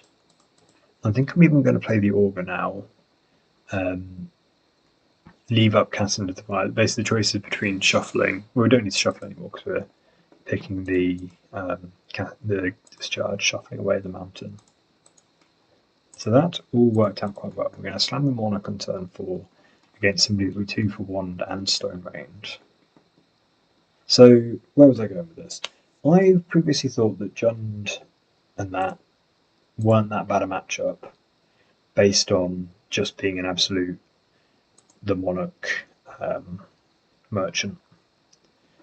My confidence on that dropped off a bit because I played a challenge and I went I went 2 and 4, which was obviously incredibly disappointing. I lost to Grixis Affinity twice, where Black Mage's Rod basically just soloed me. Like, it just did everything. Am I going to discharge this? I think I can. They want to sacrifice it in response. Otherwise I get the energy. So we've got the Monarch now, so it's a decent use of cards. We could have spited it, but we kind of lost our shot on that. We can brainstorm, or we can Lorien, or we can budget Lorien. Let's budget Lorien, although I'm not necessarily giving up on hope that we will full price Lorien as well. I think we're going to full price Lorien as well. Because obviously we're not leaving up counterspell for anything. Just, presumably they're going to resolve a Chrysalis, and then we're going to spread it and be kind of happy. But yeah, so I didn't think the bridge decks, the, let's say, Fanatical Offering, Ichor Wellspring decks, were absolutely god-awful, terrible matchups. The reason for which is you can play the Monarch, you've got flyers, you've got removal spells, you can make the game all about that. Shame that the Blood Fountain resolved, but obviously we drew 3 cards for the deal. The refurb is our only kind of graveyard thing that matters. We do have a spell bomb relic in our deck, not spell bomb. Let's Fairy Seer, try and set up the Augur. Don't think this really matters. The point is we're playing the Augur, taking that there counterspell. And then we've got Sprite for 2 that might get countered. Let's attack with the Admiral. I think we are priced into playing another Fairy Seer, so we can block the refurb. And then this makes me confident on a Sprite for 2. And the Relic as well. Okay, great. So let's go top and pass back. So we have Counterspell. Probably the only thing that we counterspell instead of Sprite is Makeshift Munitions, because Makeshift Munitions is probably the way that I can see them getting back into this game. No response here. I don't even get a hit. Yeah, so I thought that the Wildfire decks, Deadly Dispute decks, even though Deadly was banned, were pretty reasonable matchups. But then I just got absolutely hosed by Grixis Affinity twice, and it was just all Black Mage's Rod, doing like incredible amounts of damage to us, which was quite sad. Then I think I lost a really... What else did I play? I can't remember. We lost to Rakdos Madness at the end, but to be honest, I was just full on just clicking. Then it was like already playing for nothing. So, wow, they're gonna let us sit with the Monarch, and not kind of force the action. It's quite a bold choice. Or if we just attack for 4, even just 3 with the Admiral, I don't think we need to. We don't need to force the action here. You could see attacking with the fairies here as well. I don't think I want to Moon Circuit hack basically anything but sprites now. They only have 4 cards in hand. We have, a lot of gas. I'm going to go top. Just keep making my land drops. Just keep churning ahead.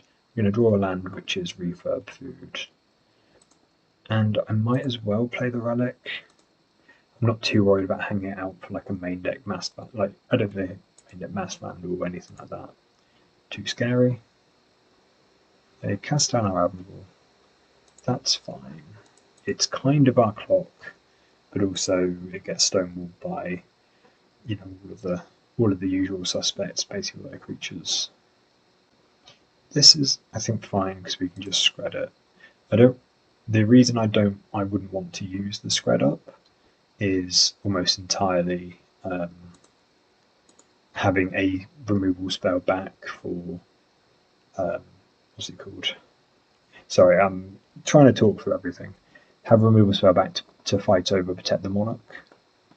I'm going to block here. We have to block so we don't get the Monarch stolen from us, and the Relic's just doing work already.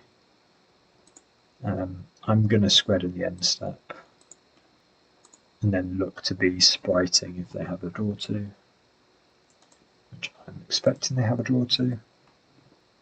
They have a 4 mana. Oh, this is cool. So by Blood Fountaining now, they make sure the Chrysalis is in their graveyard. That's clever. However, we know that we've got their next Blood Fountain covered anyway, so we don't really have to worry about it. I'm now a bit more... I guess we've got the Discharge to cover the Krark, so I'm just going to attack for 1. I'm going to be... I could definitely see it being right to hack here, just to get another card, but I'm going to be greedy. Try and get the sprite off. I could see them easily having a cast down that we're going to try and sprite.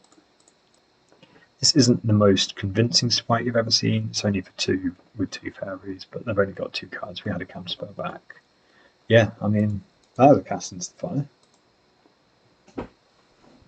That was a cast into the fire. If ever I've seen one, that was one of them. So sideboard, big fan of Relic. They don't have that many creatures. You can kill their creatures, use Relic to stop them getting any back. You're golden. Basically, if they're on the Infiltrator, the Gixian Infiltrator version, Discharge is pretty good. If they're on the Nyx-Born Hydra version, that's more trouble. And the way we keep up with their card advantages with the Monarch, so we need more Monarch creatures, especially like a Monarch creature that's red and not blue, because they're going to have some blue blasts. I don't like Spell Pierce because the game is going to go much longer. I'm actually going to cut the cast into the fire. We're on the draw, so it's slower, and it's not as good as it was. It's not a sustainable way to win. I don't think, I don't want to rely on trying to cheese them on lands. They draw a load of cards, the game is going to go long, and we're going to try and actually fight them in that long game. Then I think I can cut a Fairy Seer, and we can kind of trim a couple, like maybe a Discharge. Kind of have a Hydra Blaster, and the Hydra Blasters are only out to a resolved what's it called? Makeshift munitions. Any other kind of moving cards around. I might cut another Fairy Seer. The sprites are already pretty weak. Maybe a Fairy Seer for a sprite. Let's do that. Like, you have to work pretty hard for sprites. Or just throw them away and not expect them to necessarily do all that much work. The other option is the Preordain. I definitely like these. These are the plan. I definitely don't want this. I'm pretty sure I don't want this. So this isn't in the plan. Definitely don't want this. This is fine to trim. These two, it's either these two or it's a different combination of two cards. I can't believe I've been playing this matchup so long and I still keep changing my mind. I'm going to watch a load of my own videos and see what my sideboard plans have been. But this is what we're trying. Again, Sprite is as much a threat of a sprite as it is actually resolving one. I don't think we can keep this hand. Like, this is almost a late game card. 2 counter spells when we're already on the draw is a bit rough. Monarch's great, but we can't get up to 4 mana to cast it. This hand is worse than the first. This hand is fine. I'm going to put back the counter spell and a relic. Again, mulling to 5 and trying to keep a monarch is a little bit sketchy, considering, you know, the monarch you need to kind of be ahead, and nothing says I'm not ahead like mulling to 5. So this feels like it's quite... Oh, didn't mean to remove a stop there, I meant to click a land. This is a big Augur Bolus. A Preordain or a Lorien or a Brainstorm is great, everything else kind of sucks. It's a card, it's not one I'm excited about. I'm excited about getting into attack with an Augur Bolus. Yeah, I mean, my hand kind of sucks. I am not getting there. So they don't have green mana. What did they take? They took my discharge. Lorien's a big game. We'll draw a card. Hopefully it's a land. If it's a land, I'm pretty happy. That's not quite a land. Island cycle. Don't see why we're not getting an island. Let's just think about it. I have thought about it. I'm going to drop the relic. Again, we're unlikely to have, so I don't think they're going to board in Artifact Hate against us, but I think that it is actually correct based on, the untapped green source is big. I think it is correct based on how I think the matchup goes, but I think that's not immediately obvious. So we can play the Augur.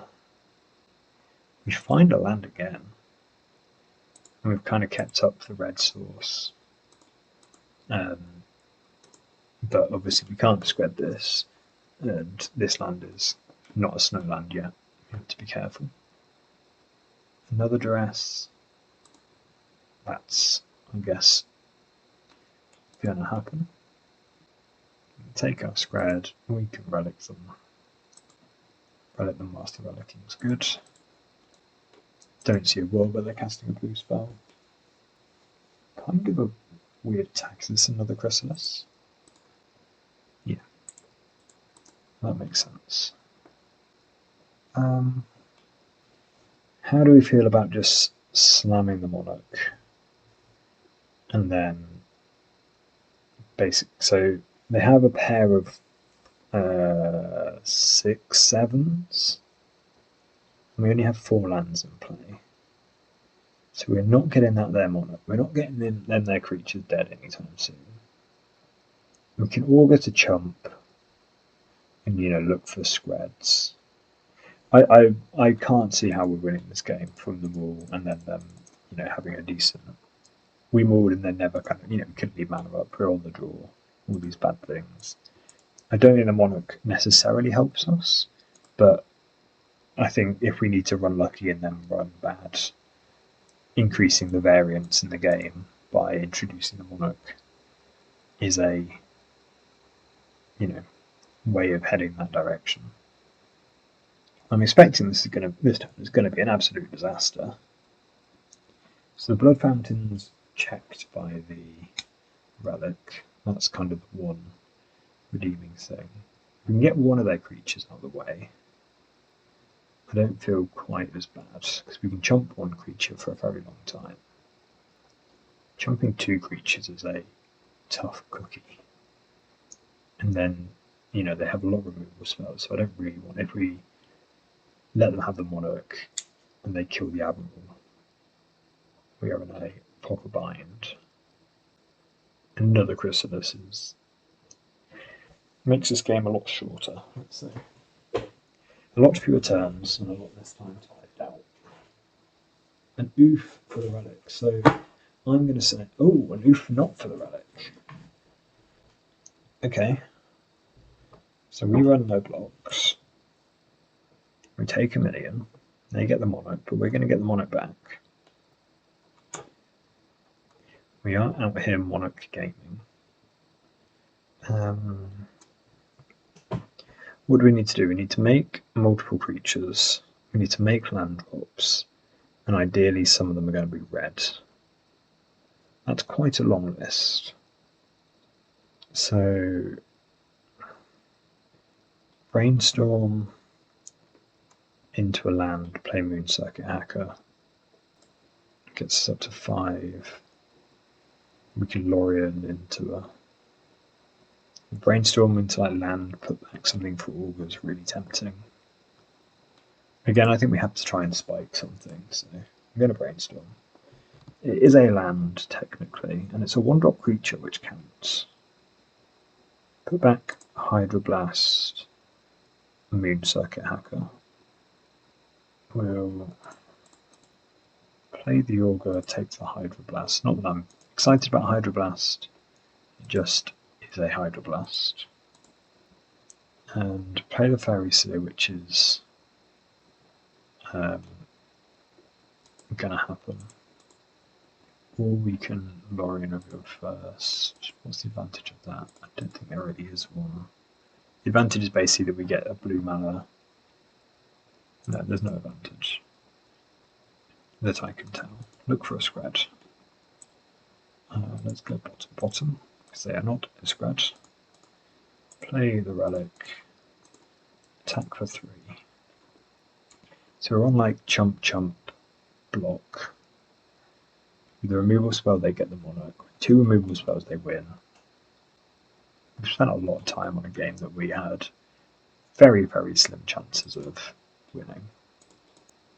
Not sure I like that. 1, 2, 3, 4, 5. 6 off the Lorien. So we're still a damage short from killing any of the Chrysali with Screds to finish that thought.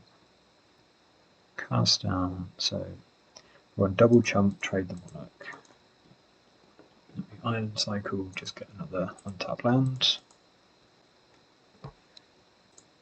So we go Brainstorm. This is not great. Put back these 2. Shuffle. Should I get a mountain? Brainstorm. 2 Screds kills one of them. Shame that means we're chumping. Maybe I should have, if I have to kill it to stay alive, I should have killed it then so they don't get to insight and save a permanent. But obviously, that is unlikely to matter too much. It's a shame that we didn't find a discharge, so we actually have to use 2, very good Screds. I say very good.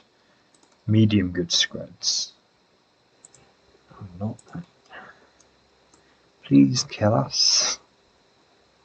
Please. So we're blocking here. You took the end step.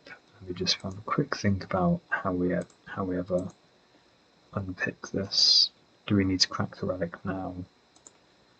I think we need the card off the relic. Because this guy is going to be screddable. This guy's just never ever screddable. So I'm just going to get the card off the relic. And that will do. Good. We could have preordained into Augur into, whatever. That will do. On the play, I'm a bit more interested in the Fairy Seer sprite kind of plan, and maybe I'll trim some discharges. I've not seen any Nyxborn Hydras or Geeks yet. I saw Krarks. I need to have a bit of revision on how those lists function. Obviously, I'm expecting to cut the Krarks. It's just whether it's kind of a how many Krarks, how many infiltrators, how many exporters you have. Let's run it back. I'm going to keep a real stinker. We sure have counterspells. I'm mostly keeping because I've got 3 lands.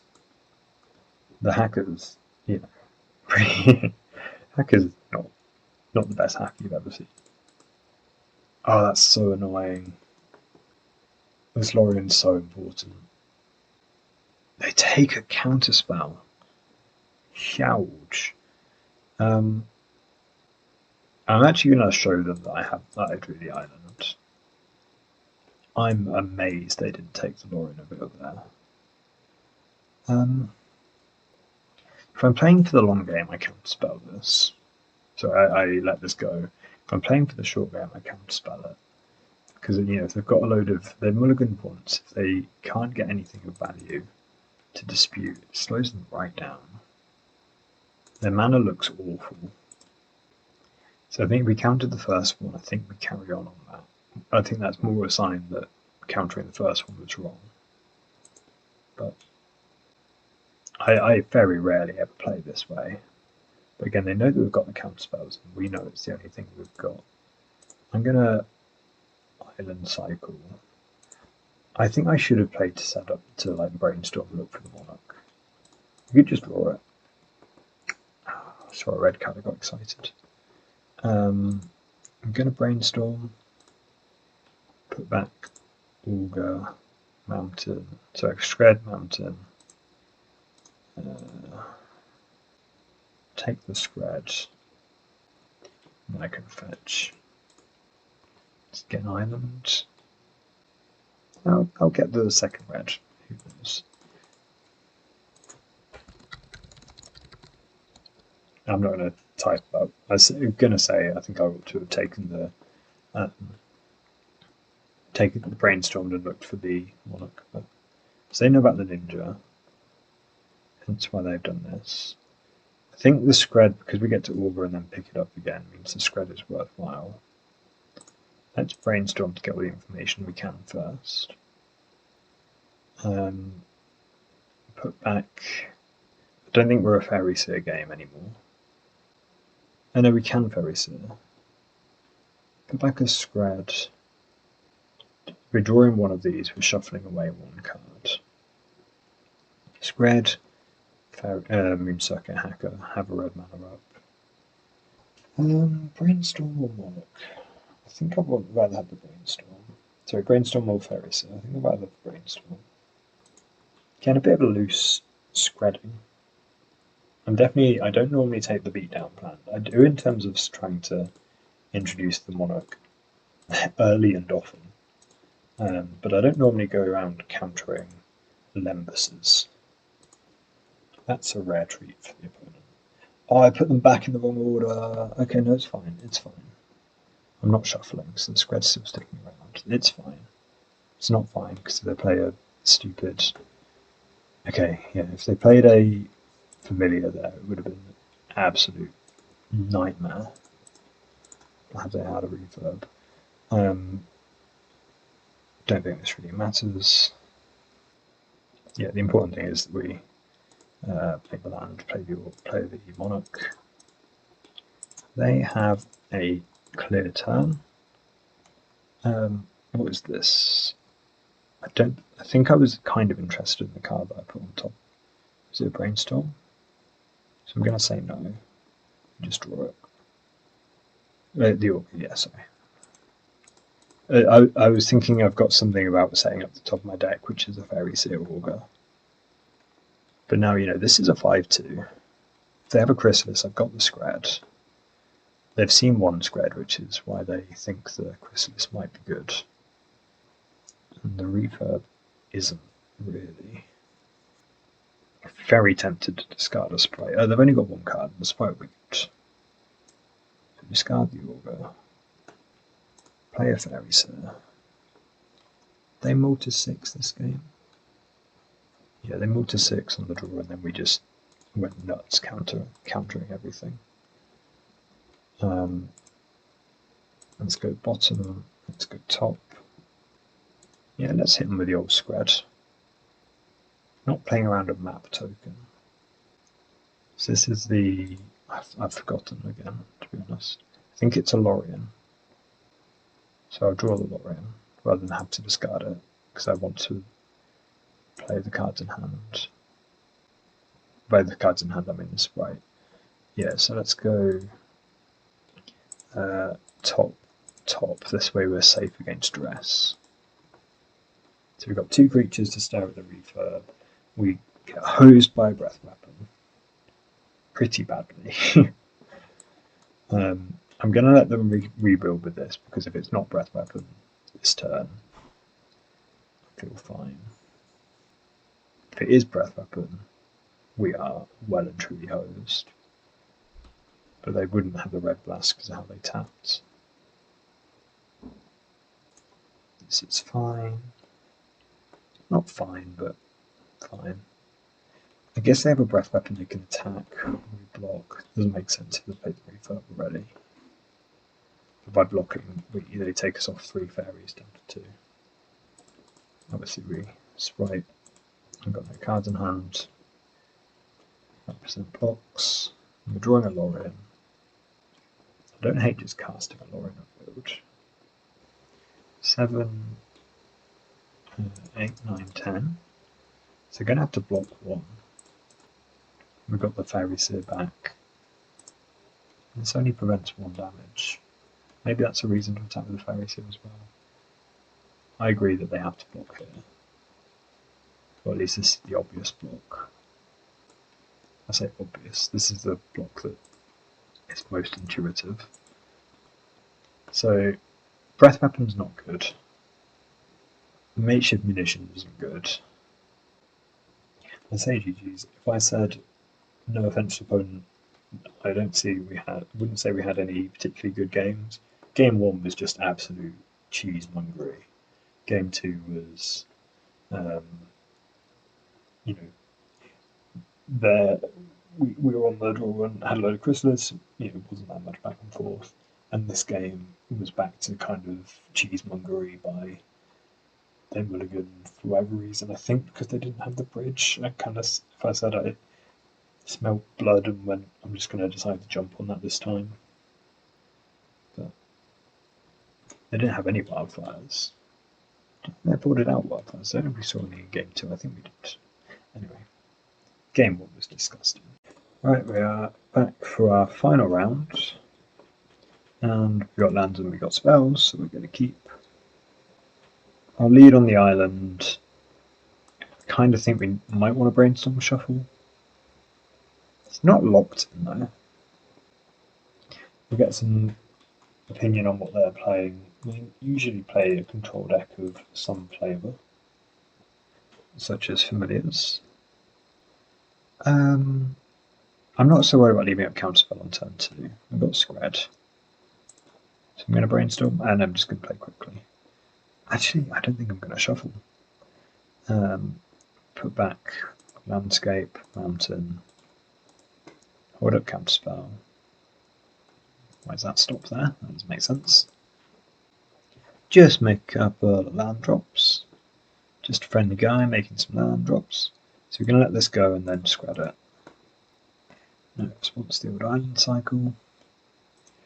And I think, again, we've got 2 brainstorms, we should use it. I know the end step brainstorm is much maligned. How about we keep one of these and we'll shuffle before we draw the other one? How about that? Stop at 5 lands. Seems the suitable level of greed. Part of me is tempted to just keep going. If they're missing land drops, I think we're keeping going. Alright. Just brainstorm twice into 2 lands, love it. I don't think this matchup is actually quite as much the like classic control. Whoever blinks first will lose. But again, it's lovely having these like do nothing bait spells like Augur. Eventually it will do something. It might hit. If it resolves, we'll brainstorm. Sorry, let's make sure we actually have the stop. If it resolves, we brainstorm. Do I have to hold control? I think it gives me priority. I got scared now. So I think I brainstorm now. Just try and lock in the hit. I'll trade a brainstorm for a negate. Sure. My opinion on Spell Pierce is pretty low, but a free card is a free card. We have the Scred if we draw a ninja, for example.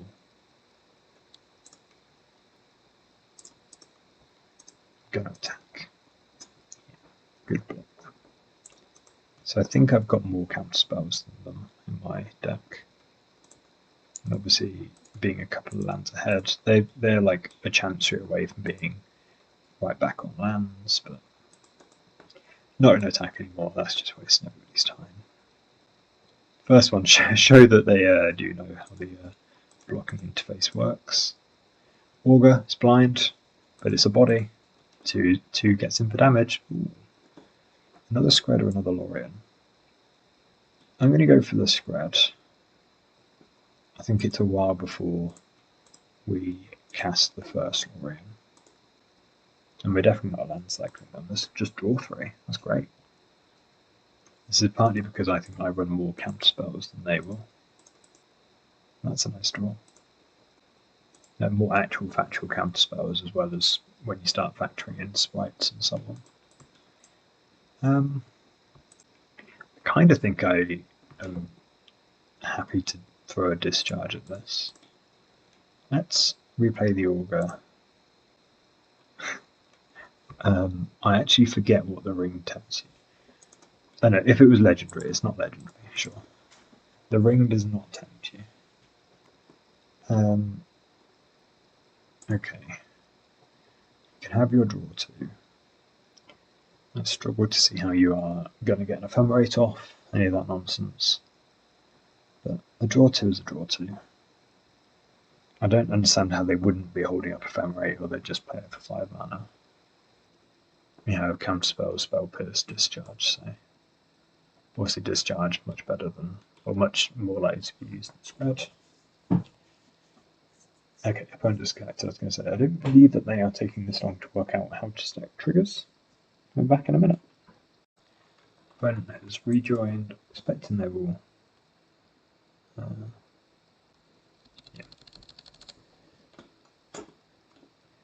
No response to this. No response to that. That's a bit of a pain. Getting back the familiar. Okay.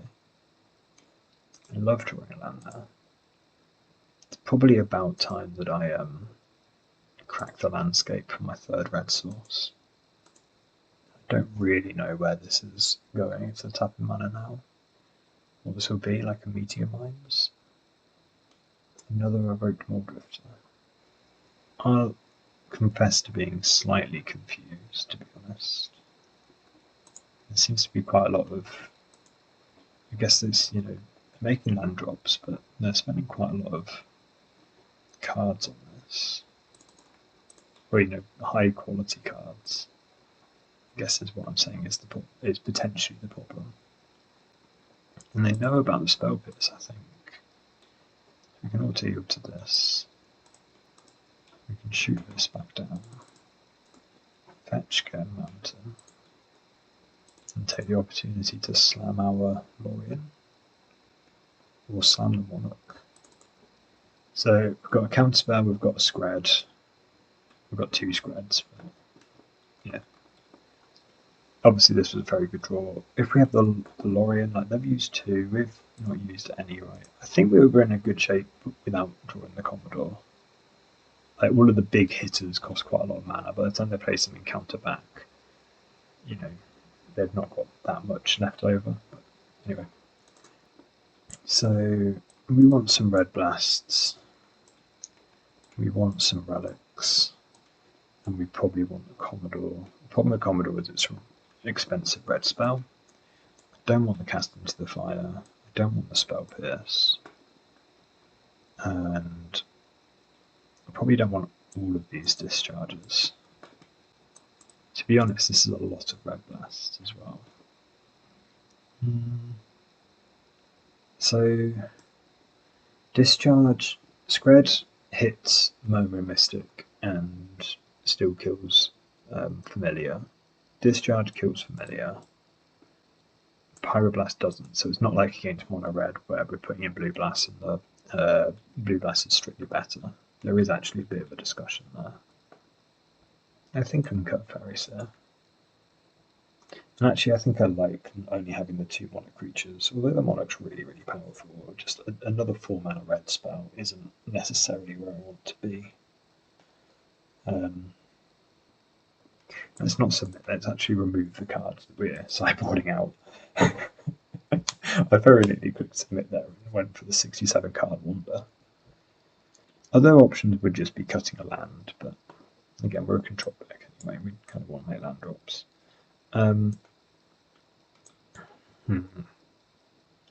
This is a terrible hand to keep, apart from if we just, apart from if we're just both playing KG.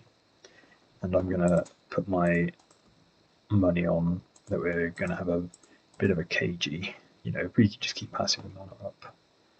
So I don't want to see a Familiar. I do see a Familiar over there. We're going to represent Counterspell as opposed to have the landscape already for the Brainstorm Shuffle. 2 Godfather's Faithfuls means they have, a whole lot of them actually having the land drops really rough. Not really rough. I was hopeful they didn't. Just going to keep playing my lands. Hilarious if we just play the Monarch on turn 4 where they've got 3 creatures and we have none. I think I'm going to dabble in a Brainstorm. Put back Landscape. Back Scred, Landscape. We won't be playing the Monarch, but we'll play the Organ as we've set it up. And I think I can. I'm tapping it this turn anyway. I don't think this will resolve. Okay, that's a little benefit. We'll have a Red Blast though. Don't mind if I do. Might even go Brainstorming again. I think this is this a spot to shuffle? Maybe put back a Hacker. We can scry the Hacker away. Yeah, I'm going to draw the island, play the island, fetch up a mountain. I don't know why I'm doing this. I've not really got a... If I let gun to your head explain this play, I would struggle. And I think I'm going to bottom. What am I really looking for? I'm looking for more. I'm looking for like actual counter magic or red blasts or Screds. Happy with that. So again, we're kind of just hoping that if they, almost go big, we will force them to tap out and then we can Monarch. So we can try and red blast this. I don't think we're going to win the fight. I think there's a high chance this is Prohibit Ephemerate. Oh no. Okay. But that stands us in good stead. Let's see. They might be trying to respect the open mana. Can play the landscape again. And try and do this. Things are kind of looking up for our hero. Opponent's not had great draws, I would say, from what I can see. And they get their draw 3, but they're tapped out now. Interestingly, I wonder if they cut any Godfather's Faithfuls. We can crunch. That's funny. So I'm kind of tempted to fire off a Lorien. But I think if I just get them, if I can just incentivize them to play slowly, that's also not bad. Big hit. Again, we can keep this if they have a way to make the Monarch. Their spells are very, very cheap. They certainly have the mana advantage, but hopefully they don't have enough cards. Am I going to scred a Sunscape Familiar here? I don't think I need to. I think they have all of the mana in the world, but we're just going to stop them on the number of cards. We do need to replay our Familiar, our Commodore at some point to actually kill them, or do we? Are we going to mill out from 36? I don't think we're likely to mill from 36. It's quite a commitment to discard him, but you know, we're just drawing 2 cards a turn. It's as much about showing that this is our plan and we're sticking to it. Let's brainstorm. We've got the shuffle. I'm probably going to start spreading some stuff in their end step. Again, we've only got the 4 spreads. Bear in mind. Maybe I can spread something now. If I just kill the Godfarer's Faithfuls, because they've got all the mana in the world. Do we actually ever kill them in time if we don't? No, I think we can kill the thing. They don't even snap it. That's very much confused me. So I'm going to play a Sprite. If they counterspell a Sprite, I'm happy to just trade card for card. And they can have a Seagate. I'm going to try and counter this on the way down. Obviously they let the Sprite happen, so this happens. Part of me is tempted to scred this in response, but I'm not going to. Now I have to. So they either drew the Ephemerate or the counter, which is unfortunate for us. Now they are gassed back up. That was unfortunate. And they've got a Meeting of Minds. I mean, it was a good turn. It was a very good turn. I'm trying to work out whether I want to Lorien over now. I think I will. I'm going to cast 1. I just want to make sure I make this land drop. It's a weird, like, I don't know, it's a weird, hard to make that correct kind of common sense thing, but that's what I've done. Obviously I want to reset this with Hacker, see if we get another card out of the deal. We do in a fashion. Bottom this, top this, play face. We are at risk of just not ever killing them. I'm going to go bottom, play the Augur. Not having any counterspells is quite rough. Okay, there's a counterspell and a Red Blast. I can take the counterspell. So we can try and Sprite this. Okay, they can have that. Would I be Fairy Searing, Spell Stuttering to stop a Fairy Seer? Probably. I'll try and stop this.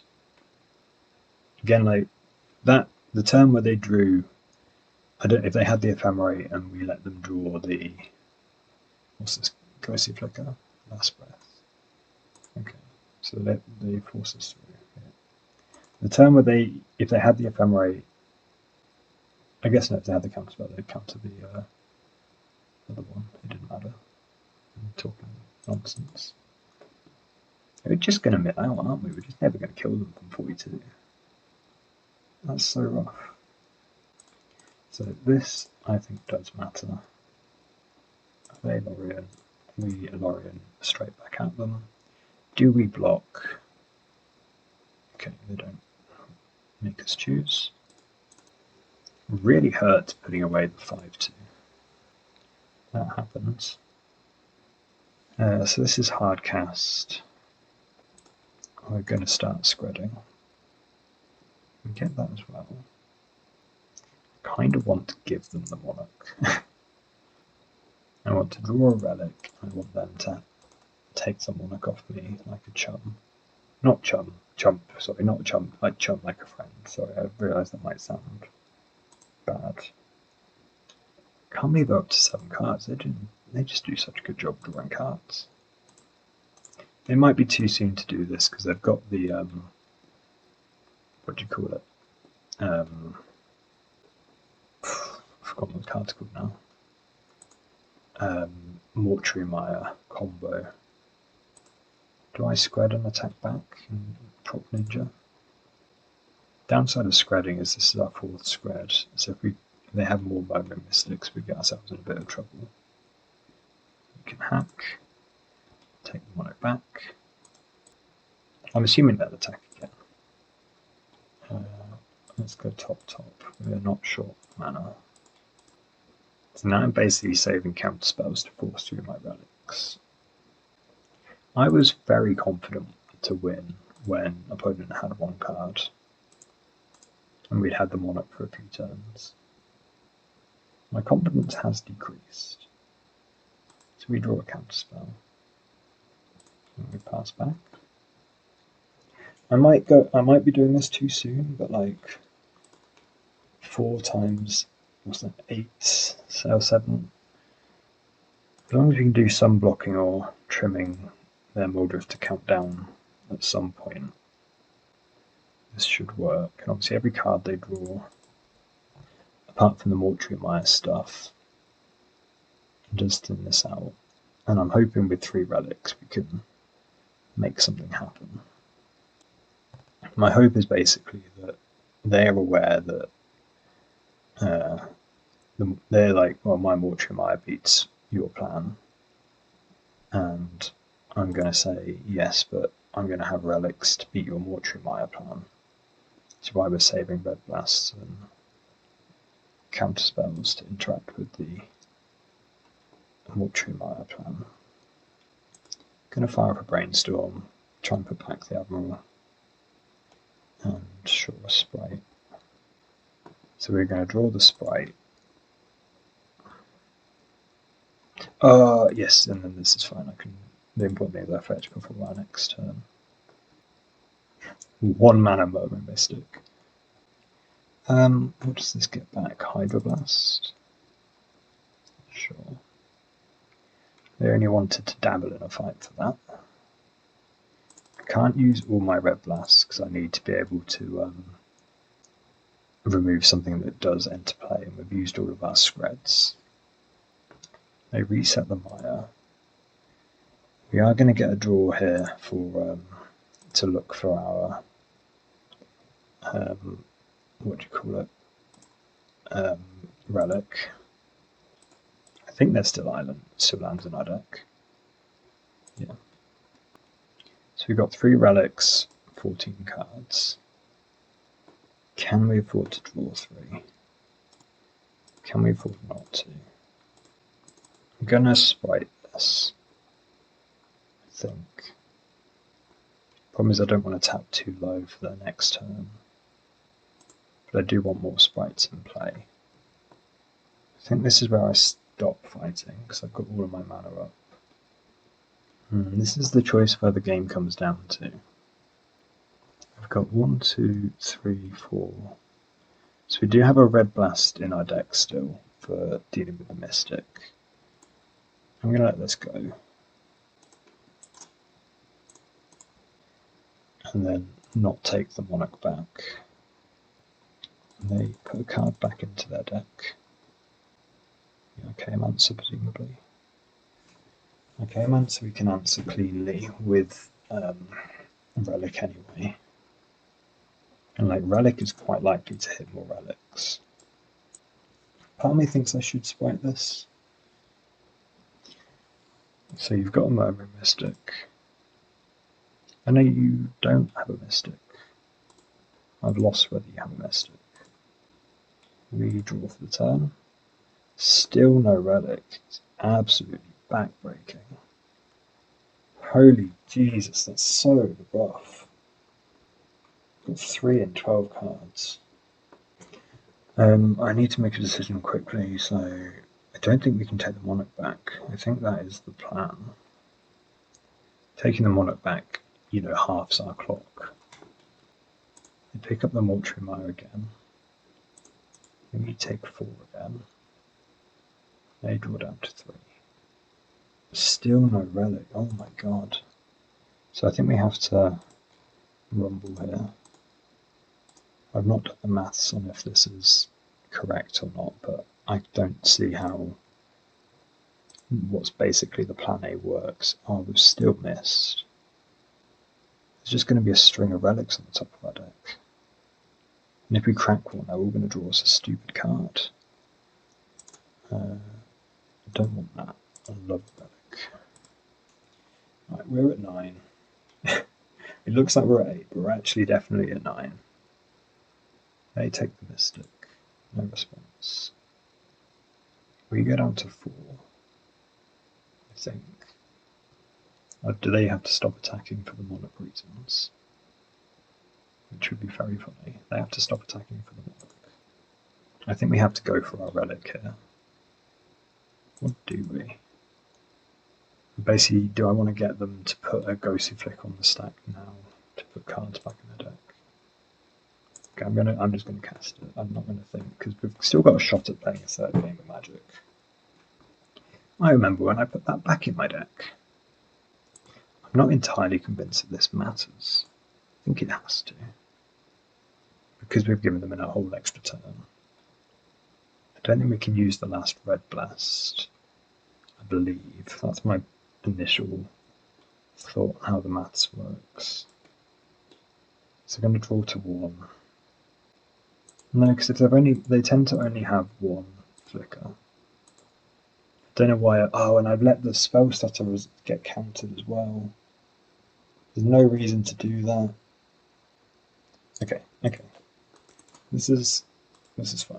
This didn't. Almost what we did didn't matter. They draw a card. Drawing a card seems brave. So we're going to draw down to 1, then 0, then kill us. If they attack with these, they only get 1 more combat step. God, the maths is so... Or like my little head can't handle this. We have 2 sprites. I think 2 fairy seers because we cut 1. 1, 2, 3 sprites. 1, 2, sideboard 3. So we've got a sprite and a fairy seer still left. We got them. I couldn't find the way to do it. Oh, that was a game. The other person saying GG's. Those were some GG's. I don't think that actually gets copied over. So, oh man, if we hadn't punted away so badly into the mono white heroic, this would have been a trophy.